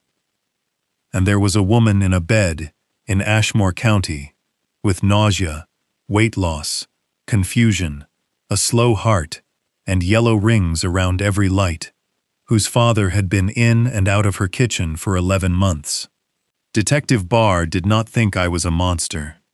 That is the part that took me a while to accept. She thought I might be a sick old man who had been secretly dosing his daughter out of some confused idea of taking care of her. And she thought that because a competent professional had handed her a stack of paper that said so. I told her everything. I did it the way I would have wanted a witness to do it, in order, with dates, without adjectives. I gave her the pharmacy printout and the signature captures with the typed name Lund T. I gave her Dr. Karsh's statement about the Portugal dates. I gave her the transcript of the 4 fragments from the 5th of October. I gave her the Sable Ridge report on the capsules. She read the lab report twice. Then she set it down and rubbed her eyes with the heels of her hands and said the thing that told me she was good at her job and that I was finished. She said, "Mr. Brandt, who took these capsules out of that house?" I said, "I did." She said, "And who submitted them to the laboratory?" I said, "The pharmacist and I did, together, with a chain of custody form." She said, "So what I have is a sample obtained by you, from a location you were told to stay away from, delivered by you, showing the presence of a drug that is prescribed to you, in quantities that were dispensed to you." I sat in my own kitchen and I could not answer her, because there was no answer. That was the trap. That was the craftsmanship of it. Every single thing I had built, he had already put my fingerprints on 11 months before I started building it. She stood up and put her card on the table and said, "Do not go to Cedar Reach. Do not go to Ordway Street. If any of this is what you say it is, the fastest way to make it unprovable is for you to be arrested this week." At the door she stopped. She said, "One thing. Off the record, and it is not a promise," she said. "That lab number bothers me. 488 micrograms is a strange number. Nobody compounds a supplement to 488. That is a person crushing tablets." Then she left. Beck stopped answering his phone on the 13th of October. I called 4 times over 2 days, and then I stopped calling. Because on the 15th, I got a text message from my grandson that was 2 sentences long, and I am not going to read you the first one. The second one said, "Dad showed me the pharmacy paper. It has your name on all of it. Why does it have your name on all of it? That is a fair question." It was the fairest question anybody asked me that whole autumn. And the honest answer, the one I typed and deleted 6 times, sitting in a truck outside the hardware store, where he was cutting keys 40 feet away from me, was, because I let it. I drove out to Ordway Street once, at night, which I should not have done, and I did not get out of the truck. The front room light was on, and the curtains were open, and the room was empty. No piano, no rug, a folding chair and a floor lamp. The house my daughter taught 41 children to play in, with the porch step and the maple and the scratch like a comet on the left side of a Baldwin Acrosonic, emptied out in 6 days by a man who wanted the room to photograph well. I sat there with the engine off for a while, and then I drove home, and I did something I have not done since Marisol died, which is that I sat down on the floor. I am going to say the true thing here, because there is no point in telling you any of this if I dress it up. On the night of the 16th of October, I believed I had lost. Not in a dramatic way, in a clerical way, which is worse. I had a hearing in 3 weeks that I was going to lose. A stack of evidence with my own name on every page of it. A detective who had been decent enough to tell me not to get arrested. A grandson who thought I was poisoning his mother. And a daughter, 31 miles away, in a building I was not allowed to enter, being kept alive on the schedule of the man who was killing her. Ozzie Trammell came out the next morning with 2 coffees and sat on my porch and let me be quiet for 20 minutes. Then he said, "All right, what did the fragments say?" I said, "The 6th is the 6th. Fisk will not release $1 without an order. I know what the 3rd looks like. She is not going to be a problem by then." Ozzie turned his cup around a few times. He said, "Hollis, You have spent 3 months chasing the pills. The pills are the weapon. You know the weapon. Nobody convicts a man with a weapon. He said, you need the hand. I said, meaning what? He said, meaning somebody sat at a keyboard at 6:41 on a Sunday morning last November and typed a number into a doctor's queue. Torren Lund cannot do that. He does not work in a clinic. He does not have a login. He sells beds. And then Ozzy Trammell, who spent 26 years standing by a door, listening to other men do the talking, said the sentence that turned this whole thing around. He said, somebody in that building loves him, or owes him, or is scared of him. Find out which one, and you will not have to prove anything else. We found her by sitting in a car. That is all detective work is, whatever they show you. Ozzy Trammell has served 4,000 summonses in this county, and every one of them came down to a man in a Buick with a thermos, being bored on purpose. Perry Nakashima had told me in a rainy parking lot to ask who badged into that building at 6:41 on a Sunday morning. I could not get the badge records. I had no subpoena power, no standing, and a detective who had told me to sit still. But I did not need the records. I needed the Sunday. On the 19th of October, Ozzy and I parked across Ridge Hollow Road at 5:40 in the morning in a lot belonging to a closed tire shop, and we drank coffee out of a thermos and watched a low brick building in the dark. At 6:34, one car came in, a silver hatchback with a dent in the rear quarter and a decal on the back glass for a youth softball league. A woman got out with a travel mug and a badge on a lanyard, unlocked the side door, and turned the lights on in the back half of the building. She was there for 50 minutes. Then she came out, locked up, and drove away. Ozzy put his cup down and said, "Huh." I said, "What?" He said, "I have served that car." Not her. Her landlord. 2 years ago, and I have seen it somewhere else in the last 6 months, and it is going to bother me all day.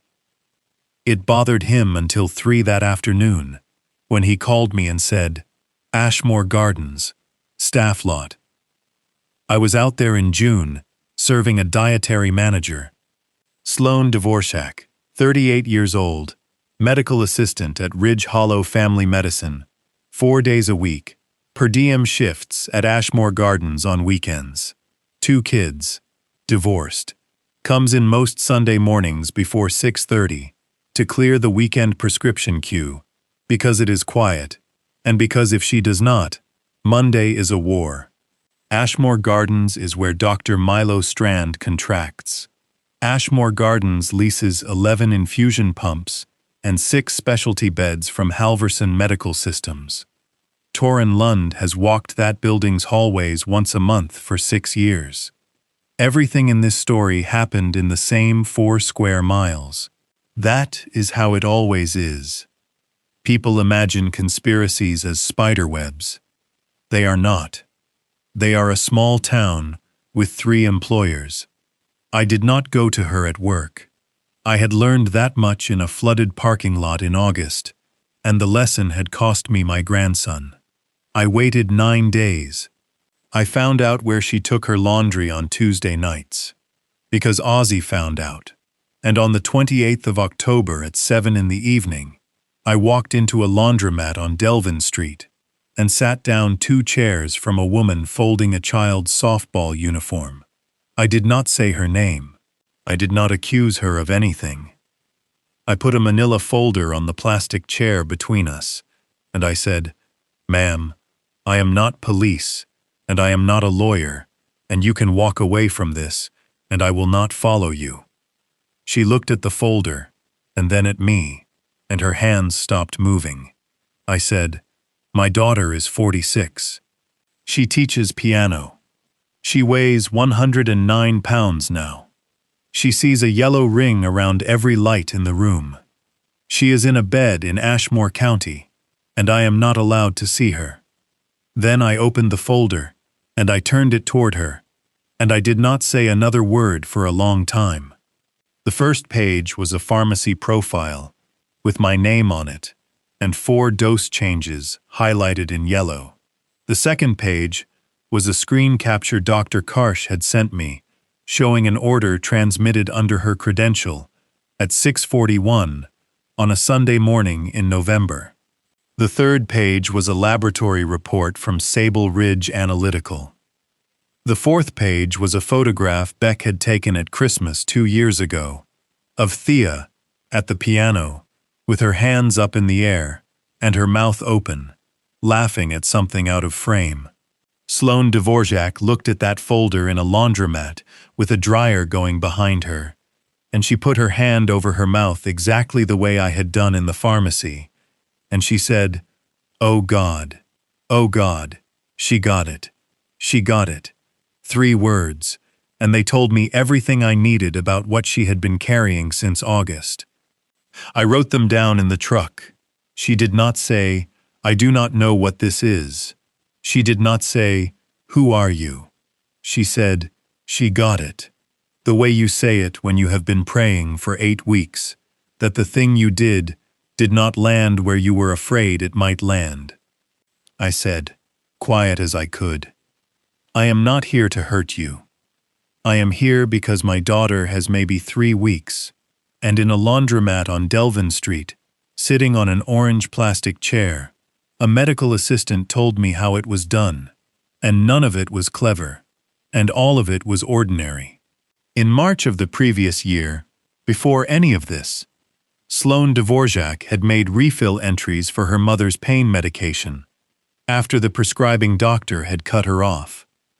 Her mother has metastatic disease and had been reduced to a dose that did not work, and her daughter had access to a queue, and she did what a person does at 2 in the morning. 4 entries. She stopped on her own. In August of the year before, Halvorson's service technician came out to Ashmore Gardens to run the maintenance pull on the automated dispensing cabinet, which is a machine that logs everything anybody does with it forever. And a regional manager reviewing the service report saw a name he recognized on entries that did not match anything. He did not go to her employer. He did not go to the Board of Pharmacy. He took her to a coffee shop on Marsh Street at the end of that same month and told her he had spent a long time thinking about what to do, and that he had decided he was not going to ruin a woman with 2 kids over her mother's pain, and that he hoped she would remember he had been decent when she had the chance. She said, "He never once threatened me. Not one time. In 14 months he never said a threatening word to me." I said, "I know." I said, "That is exactly how he does it." The asks started small, and they came weeks apart. A record pulled, a referral pushed through. Then, in November, a request that he framed as a favor to his sick father-in-law. The old man's cardiologist wanted a bump on his heart medicine. But Kesterly Cardiology takes 9 days to answer anything, and the man is 74, and his family is worried. Could she just enter it? The doctor's office will confirm it later. She entered it at 6:41 on a Sunday morning in November, and then again in January, because the first one had been fine, and again in April. She said, and she was crying now, in a laundromat, with a stranger, "I thought I was doing something kind for an old man. I thought I was helping his family. I had the doctor's name right there in front of me. I have entered 9,000 of those." I asked her when she knew. She said, "August." When the paperwork came through Ashmore Gardens for a capacity evaluation on a 46-year-old woman named Lund. She said she stood in the hallway with the appointment slip in her hand and did the arithmetic. I said, "And you did not go to anyone?" She said, "And this is the answer I have thought about most out of everything anyone said to me that whole autumn. Go to who?" I typed it. My name is on the entries. I already had 4 of my own, before he ever asked me for anything. He never had to threaten me. He just had to wait. Then she stood up and put her laundry in a bag half folded and said she could not talk to me anymore, and that she had 2 kids, and that she was sorry about my daughter, and she went out into the parking lot. She got to her car and stopped with her hand on the door. Then she came back in and stood over me and said, "Fast," like she was throwing something before she could stop herself. I print my confirmations. Every entry I make, I print the confirmation, and I keep it. I have a box at home. I have kept them for 6 years because my supervisor lost a script in 2019 and blamed me, and I have his texts, all of them, 14 months of them. Then she said, "I am not testifying, do not ask me. I am telling you so you know it exists," and she left. I sat in that laundromat for 10 minutes, with the folder on my knees, because I did not trust myself to drive. Then I went and found the money. Lorimer Fisk has been the trust officer at Kesterly Trust and Savings for 22 years, and he is exactly as pleasant as a filing cabinet.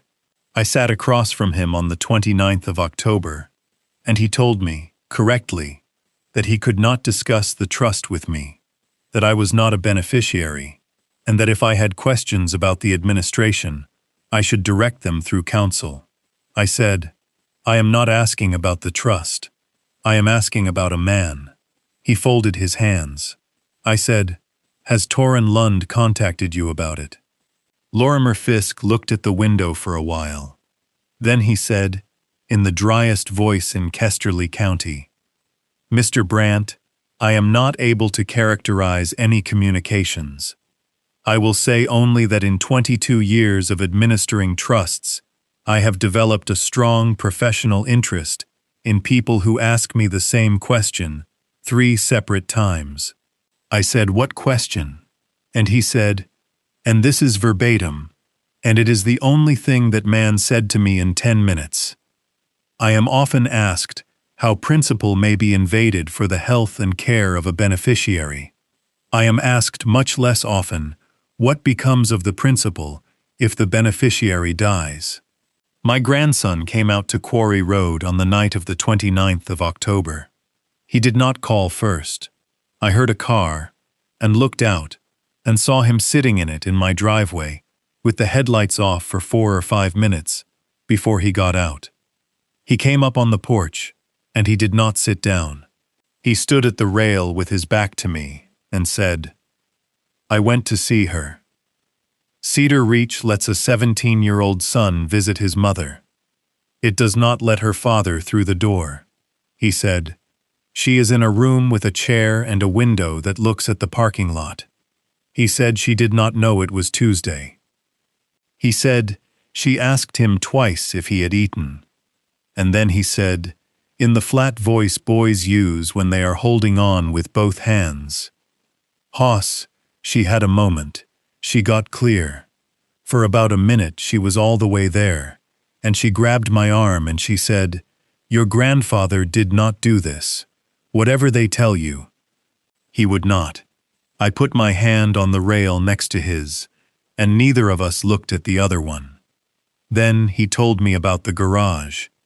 Beck had gone out for a socket set on Sunday, and there was a box on the workbench that had come from his father's company, not a Halverson delivery to a customer.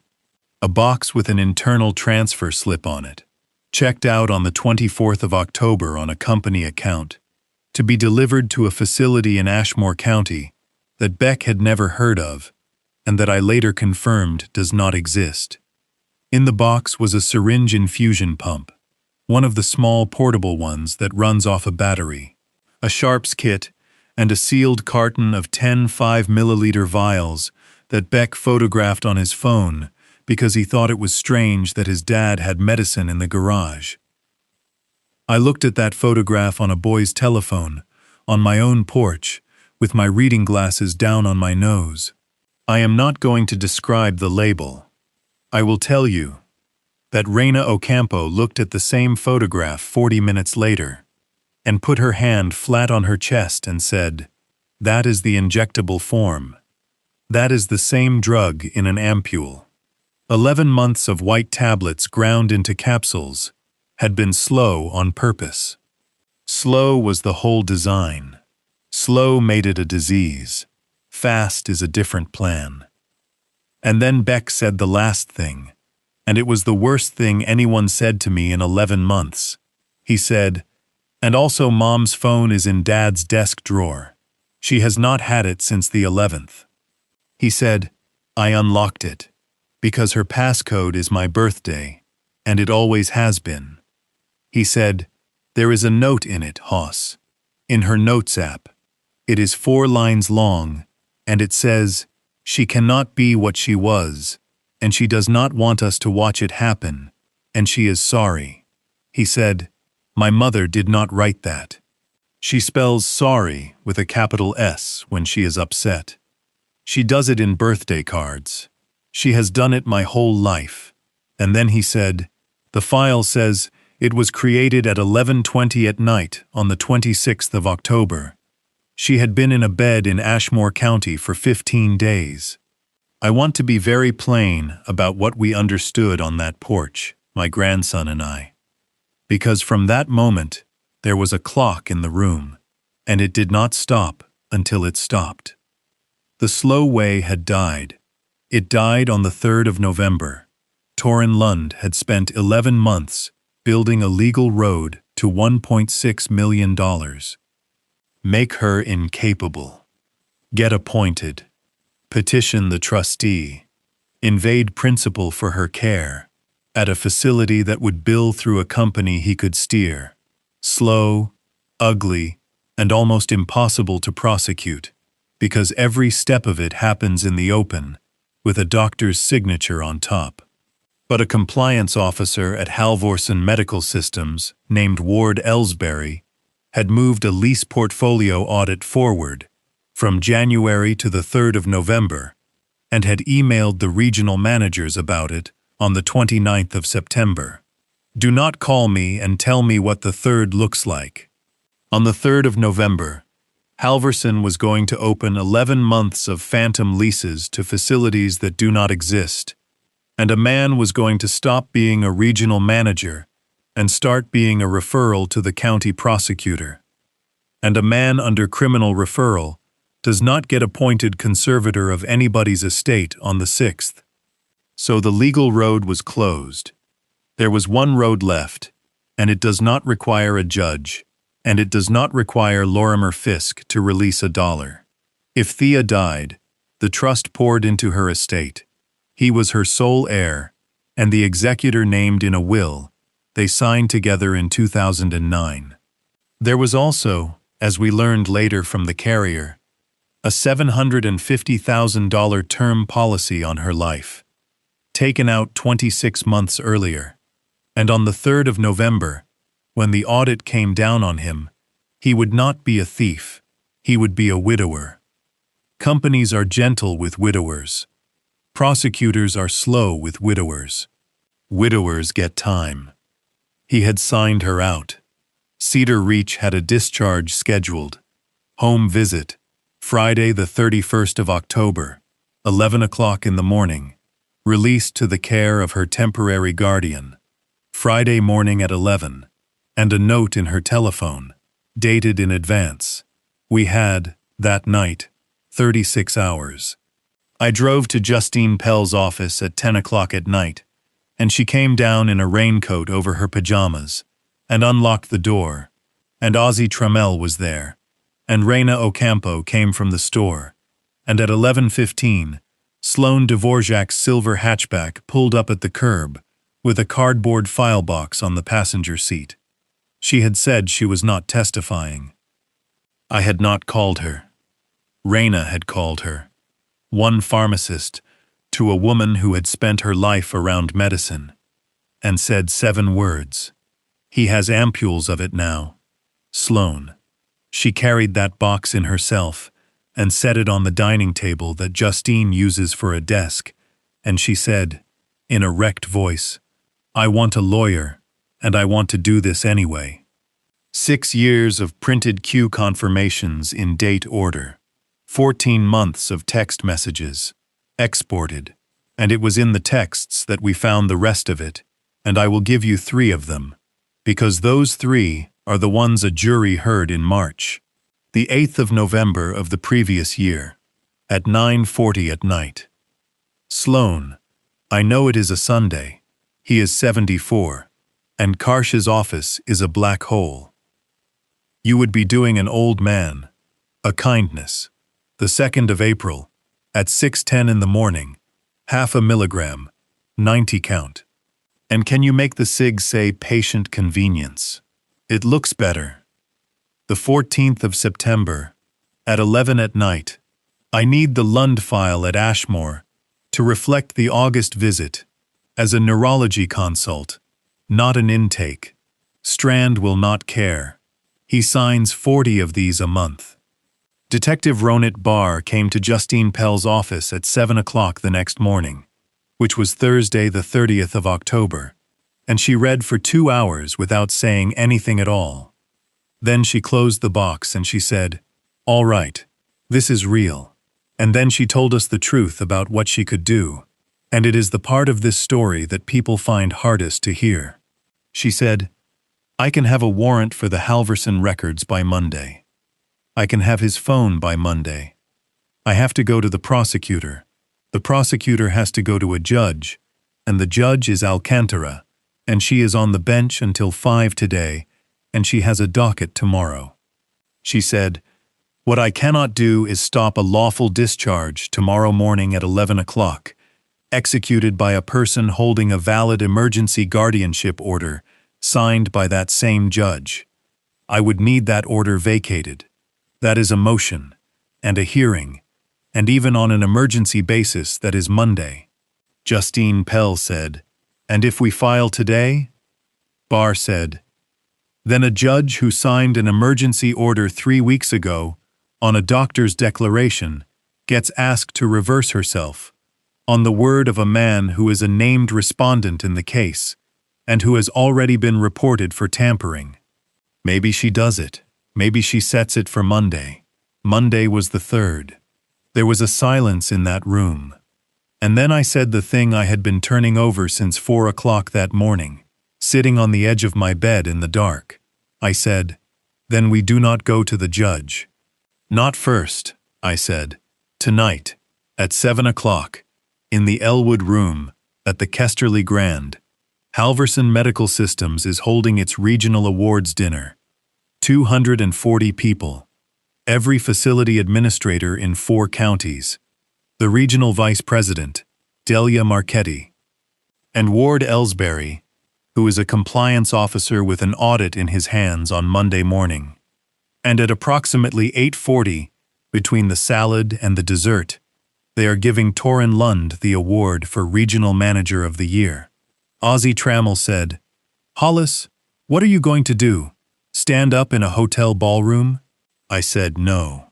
I am going to sit down at a table and let a man walk to a microphone on his own schedule, in his own room, in front of every person whose good opinion he has spent 6 years buying. And then I am going to read the record back. There was one more piece, and it was the only one that actually mattered, and I want to be honest, that it had nothing to do with me being clever in a ballroom. At 2 o'clock that afternoon, Dr. Ines Karsh picked up her telephone and called the medical director at Cedar Reach Rehabilitation and Care, a physician she had trained with in Cleveland in 1994. She did not talk about petitions or guardianships or my family. She is not a fool. She said she had a patient population concern regarding a possible medication diversion involving a Kesterly County pharmacy, and that a woman currently in his building had presented with nausea, weight loss, bradycardia, confusion, and visual halos. And then she said the sentence that saved my daughter's life, and it is 11 words long, and there is no drama in it at all. She said, "I would like you to draw a stat digoxin level on her." The Elwood room at the Kesterly Grand has a coffered ceiling and 24 round tables, and a carpet with a pattern in it that has made 3 generations of this county slightly seasick. I wore the suit I wore to work for the last 11 years of my career. Charcoal, single vent, a little loose in the shoulders now. Ozzy drove because my hands were not good that evening. Beck came. I told him not to, and he put his father's own words in my mouth and said, in the doorway of my house, that he was not going to be somewhere else when it happened. He wore his concert blazer. We were at table 11, in the back, because the family of a nominee gets a table, and nobody checks the family. Detective Ronit Barr was standing against the wall by the service doors, in a gray jacket, with a Kesterly County deputy near the lobby entrance, and neither of them looked at me once all night. Torrin saw me at 7:20. He crossed the room with a glass in his hand, smiling, shaking 2 hands on the way, and he arrived at my chair and put his palm on my shoulder for the benefit of the 6 people at my table, and said, warmly, delighted, Hollis, you made it. Look at you in the suit. Then he bent down, and with his mouth about 4 inches from my ear, in a voice that had nothing in it at all, he said, there is a court order. You are violating a court order, and I will have you arrested in this room. I said, without turning my head, the order restricts my contact with my daughter. It does not say one word about you. He straightened up and laughed for the table, and went back to his seat. They gave the award at 8:51. Delia Marchetti, the regional vice president, read the citation. 6 consecutive quarters. The Ashmore Gardens expansion. A phrase about integrity that I will not repeat because it embarrassed everyone later. Torrin Lund walked up to that podium the way he walks everywhere, unhurried, buttoning one button, and he stood in front of 240 people who liked him, and he gave a 4-minute speech. He thanked his team. He thanked Delia. He was funny about a fax machine in Ashmore, and then he lowered his voice and he said, this has been the hardest year of my life, and most of you know why. He said, my wife is sick. He said, I have learned this year that you can do everything right and still lose ground every single day. 240 people put their hands together for him. Some of them stood. My grandson sat beside me with his jaw locked and his hands flat on the tablecloth and did not move. When the applause stopped, I stood up. There was a floor microphone on a stand at the end of the center aisle. They had used it that afternoon for the sales session. Nobody had taken it away. I said, into the room, in the voice I have used to say ready when the court is ready, and nothing else for 41 years. Miss Marchetti, my name is Hollis Brandt. I am Thea Lund's father. May I say something? Here is a thing about a room. A 74-year-old man in a suit stands up at a banquet with his hat in his hands, and a room decides, in 1 second, that he is going to say something sentimental about his daughter. Delia Marchetti smiled and gestured at the microphone. The room settled in. I walked to the stand. I took out my pocket pad. I did not accuse him of anything. I want you to understand that, because it is the only reason it worked. I have watched 400 lawyers lose a room by getting angry in it. I read. I said, on the 9th of November of last year, at 6:41 in the morning, an electronic order raised the dose of a heart medication, prescribed to me from 0.125 milligrams to 0.25. On the 18th of January, it went to 0.375. On the 2nd of April, it went to 0.5, and the quantity to 90, with a note that the prescriber had authorized a 90-day supply for patient convenience. I said, my cardiologist did not write those orders. On the 2nd of April, She was on a boat off the coast of Portugal.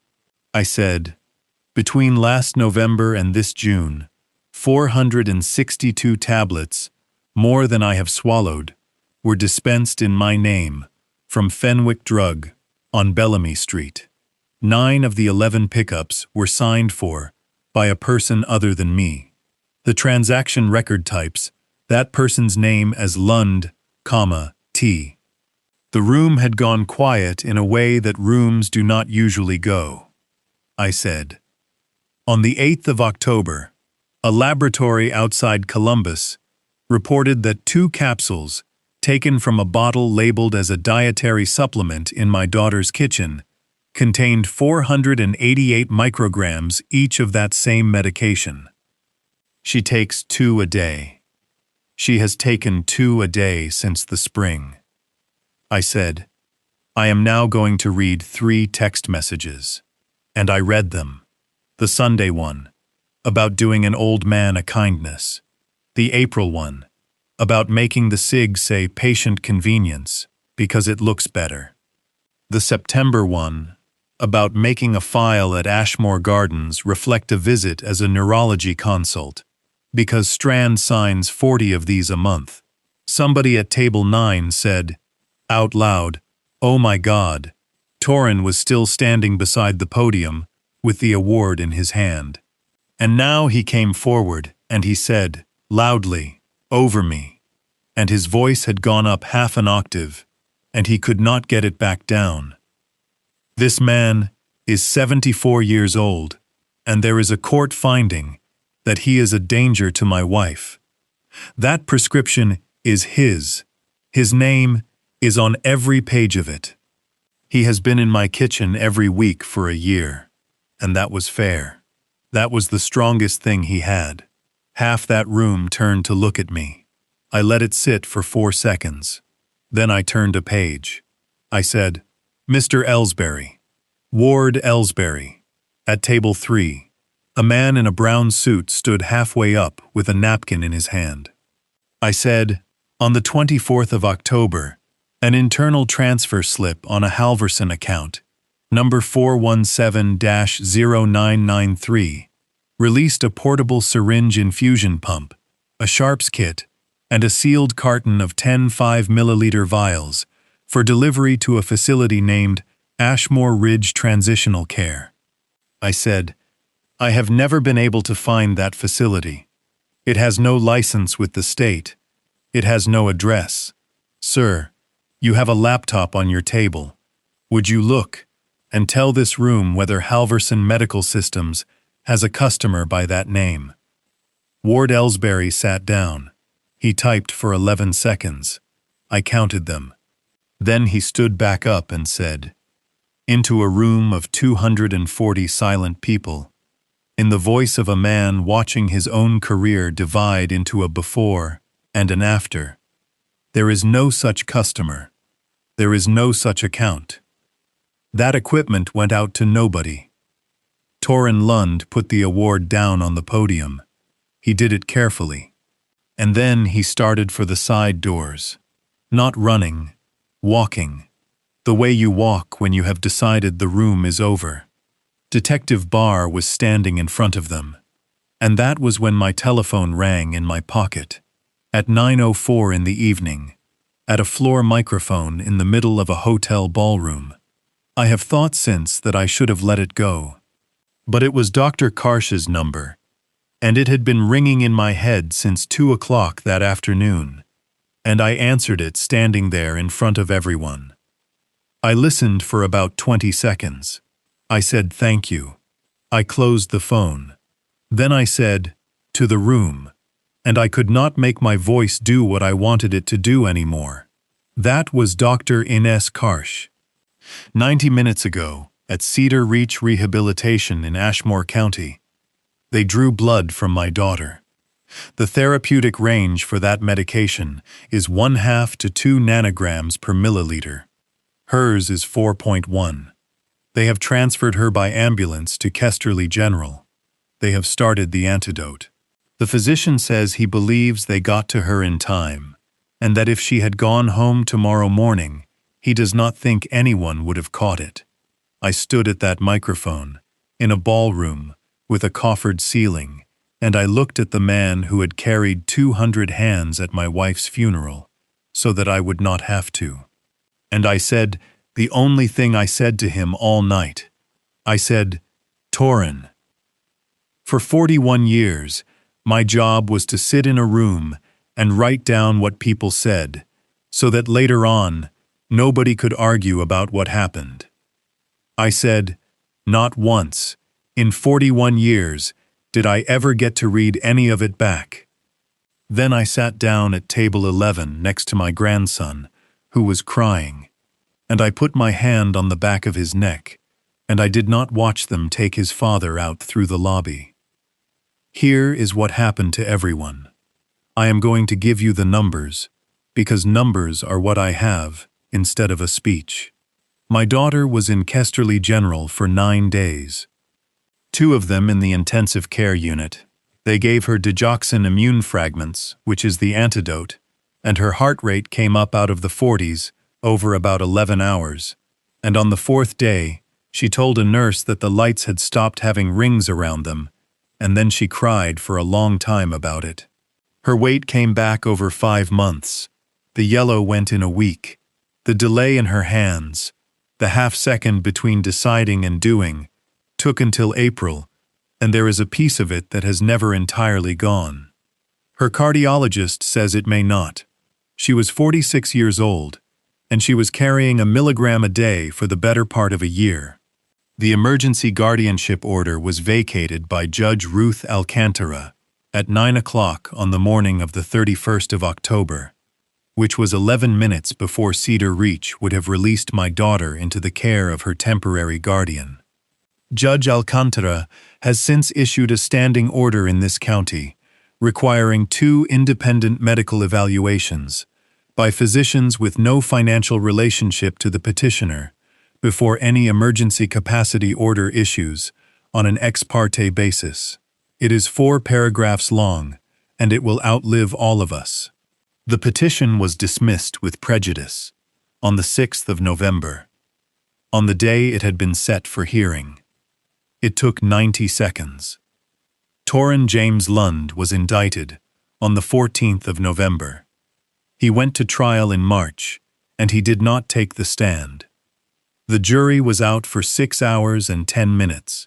Attempted, aggravated murder, 2 counts of forgery, tampering with records, identity fraud, obtaining a dangerous drug by deception, and, from the Halverson side, 11 counts of theft by deception, totaling $811,400 in equipment and lease payments, routed through a shell company he opened in Nevada in the spring of the year before.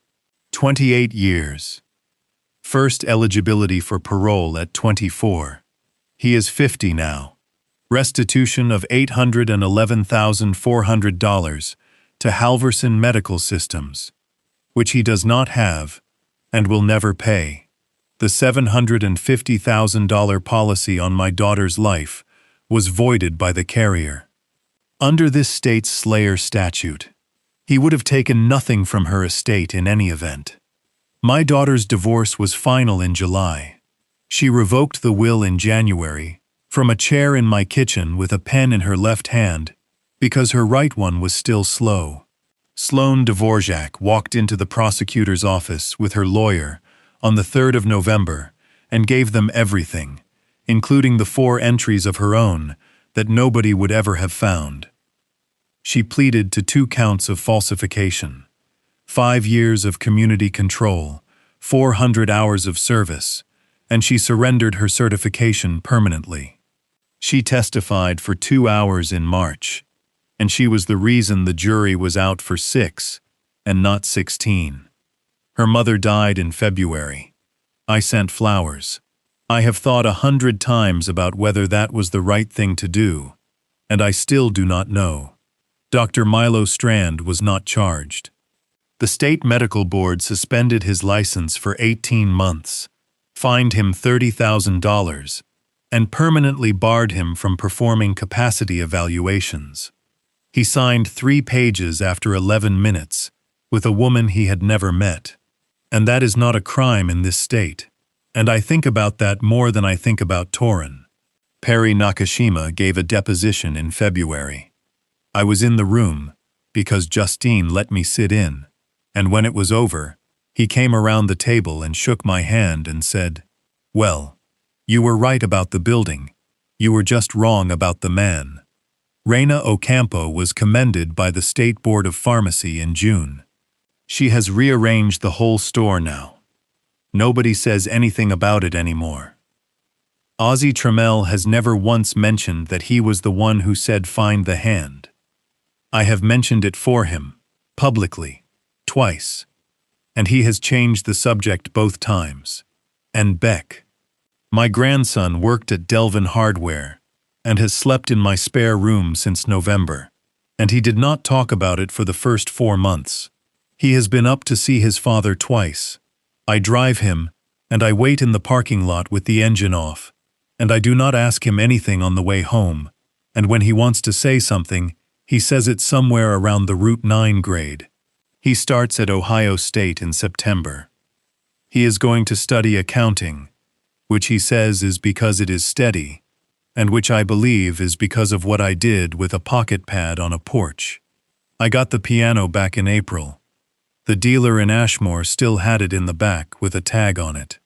He had given Torin $600 for it in October, and he wanted $1,900 for it in April, and I did not argue with him for 1 second, and I paid him in the parking lot and had 2 men from the hardware store carry it back through a door 2 inches too narrow.